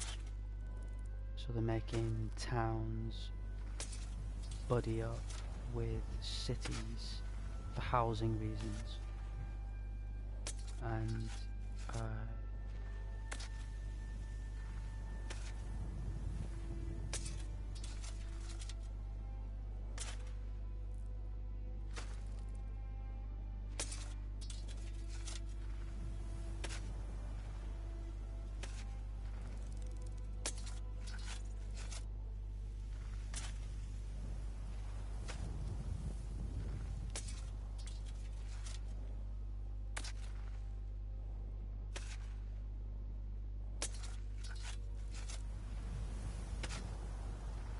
that's all about traffic data.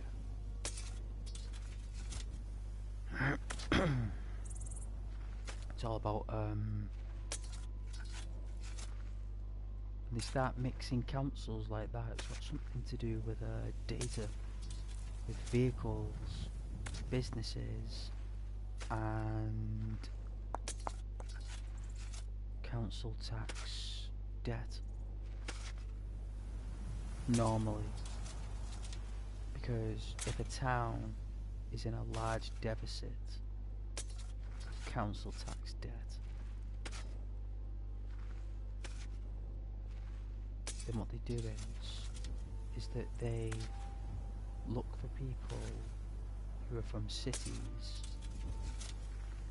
who don't have a place to live anymore, who pay the bills and stuff. So what they do is they take people from cities who probably have an attitude like a dog, but on paper it's substantial. So even though they're rotten to the core in terms of the personality and social skills, on paper they're a citizen. They pay, you know, the council tax, and they pay their insurance on the car. So what they do is normally in those situations they mix the councils. So people from cities might have really good payments on the council tax debt, or the payments for that, but they'd be really poor with vehicle crime. Like you know, like always getting tickets, or they're always getting like charged. I won't say a charge, but they're always getting fines for traffic. So you get these people who are very analytical, and they're very smart, right? They're very business orientated, and they take a category of people, right, and they put a category of people who are good at paying council tax and have paid it for like 40 years, and they have a business, they have their own business, right? So what you've got to do is, if you get moved from the city and you get put in the town, right?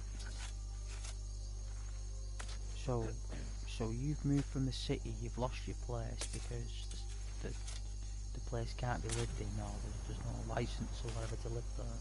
So they get rehoused in a town, which means that the people who live in the city now have to travel to the city from the town, right? So that creates a data trail of traffic data, of new traffic and new cars and vehicles to track, right? To get more data to create more value. So there's that. There's the concept of council tax arrears. So say if a town is in an extreme deficit, they put the lousy drivers and the antisocial drivers who pay, for example, the council tax, so they find that category of people and they put those people into the towns. So then they've got to register the business there at a new address in a town. They've then got to register their vehicle with that council. That council has got to get in contact with the other council to confirm the vehicle and the business and the address. You have to re-register everything. So that's another thing they got to do. And then the towns, they get an improvement of council tax arrears as a total deficit. That will go up as a GDP. The vehicle data increases GDP of the transit from the town to the city, instead of them just living in the city, right? But they won't move anyone from the towns into the city. Does that make sense? The towns are just used as a hornet's nest for other hornets to go there, but they have to fly back to the previous nest they came from to fulfill their original obligations. And this process is creating a lot of resentment in the UK. And I don't think anyone is aware of it. Like I think they've publicly announced this maneuver about 6 months ago, but I think they've only enforced it in the past couple of months after Christmas. So what it also does is it creates more crime. Like naturally, right? Because it creates more it creates more electricity in, how can I say, it's a, I wouldn't say it's a society, but it does it in the populace.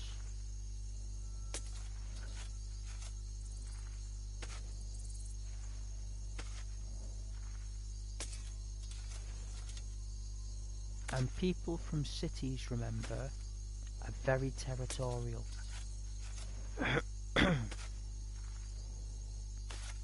They're very territorial, and people in towns tend to be a bit more flexible.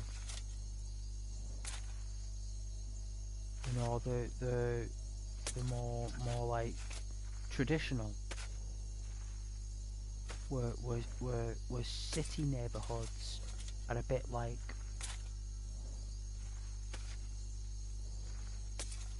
well, they're more aggressive.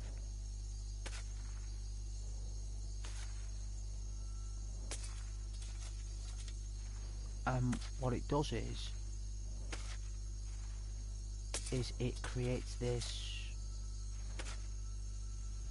division within the residents.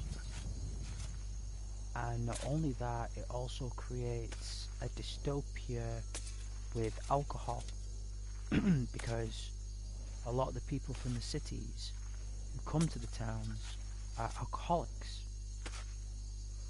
and they'll now be causing mischief and crimes and disturbances or civil disputes in the towns.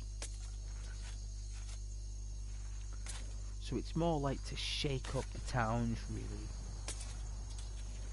because city councils despise town councils. So what they've done is, because they despise each other, they've made them collaborate.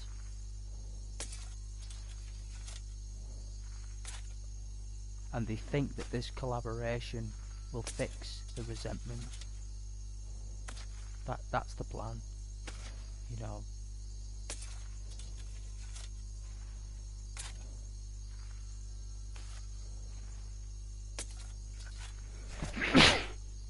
Bless me.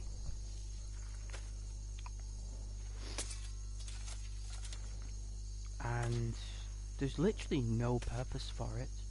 There's no actual benefit to it, to be fair. There is no structural benefit to it, apart from playing with numbers and playing with people. It's got no advantage for the people. It's got no advantage or benefit for the councils. It hasn't got any benefits or improvements for the GDP or the public services, the public sector.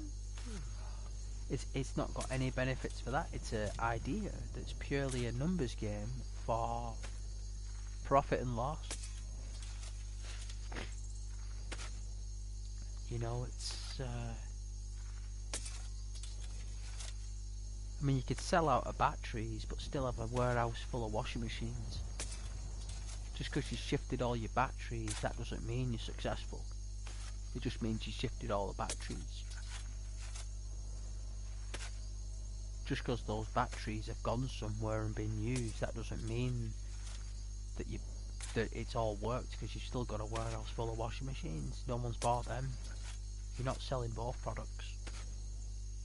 And the only reason people bought them batteries is because of a current situation. It's not a normal trend. Soon people will stop buying them, and no one will buy your washing machines or your batteries, and soon you'll have a warehouse full of batteries and warehouses full of washing machines.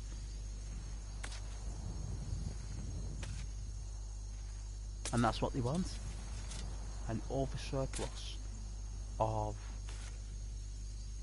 non-needed production and non-needed requirements. The only reason it's there is because of administration purposes only. It just helps the administration increase GDP. You know, even though you're not making any money, the country is, with them things just sitting there. There's still money being made with those things sitting there every day. There is money being pumped into that, but not into your accounts, just into the administration of accountancy. You know? And that's what they're doing. They're using administration as a form of money.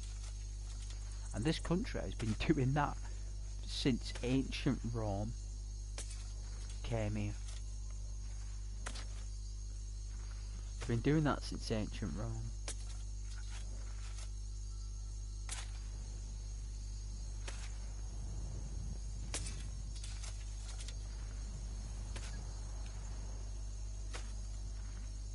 Someone thinks they're clever. Someone thinks they're really smart and thinks that they're doing the right thing. Someone thinks that they're doing the best thing ever, but no one is telling them that they're not.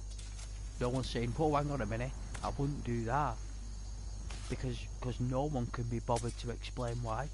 Because if they explain to you everything they're gonna do with with every single reason, explain why, and you say no, don't do that, you've got to come up with every reason why they can't. And if you do, if you come up with something that will stop them doing that, right, you come up with official, authentic, detailed reasons why they shouldn't, that is a big problem. That's a big problem for this country, that, because my country is very good at regulation in terms of financial regulation,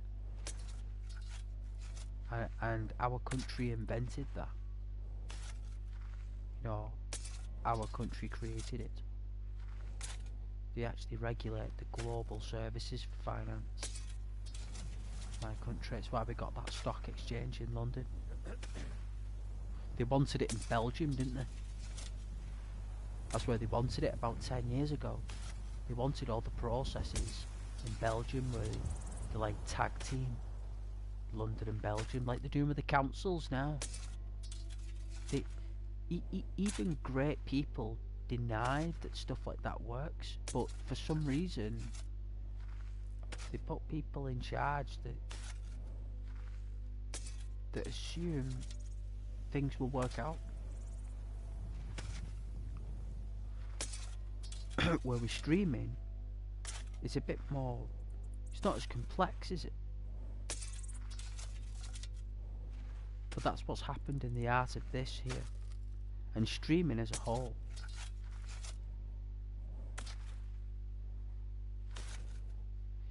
Even larger channels are feeling the pinch.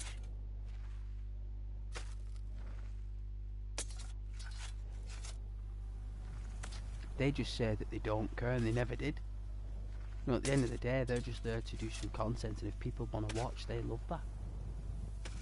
You know, if people don't want to watch anymore, they'll accept that. You know, they call it a downfall, don't they? The downfall of such and such. The cancellation of such and such. Cancel culture. Such and such, isn't it? It's all about cancel culture. You know, and downfalls of this. The rise and fall of such. You know, there's like a telltale adventure about it all. They become products of another channel. Previous ended successful channels that became unsuccessful becomes someone else's success.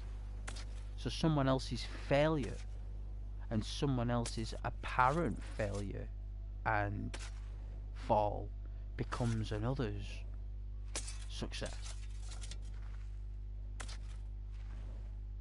So someone else gets really popular and really recognized by providing content on a downfall of a channel.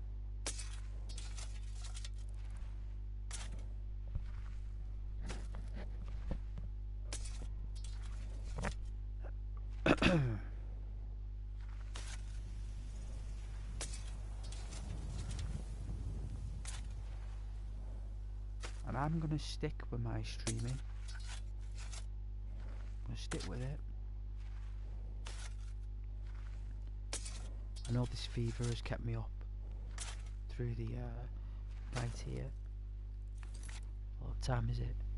Yeah.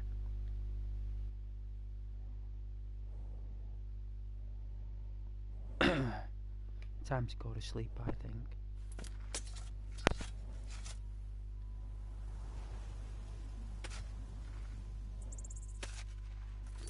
When did we save it last? Let's have a look.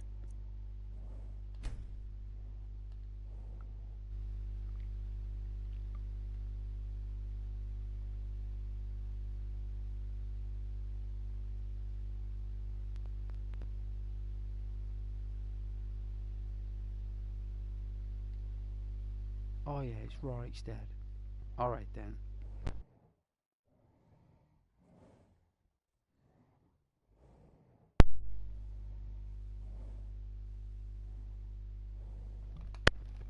Oh yeah.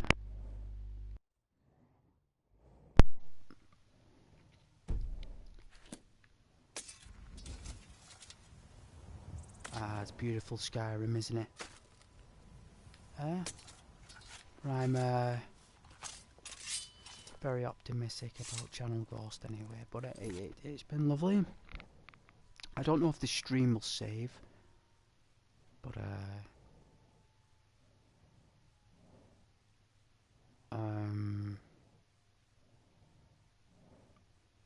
guess Sony removed all the save states, so probably won't save it.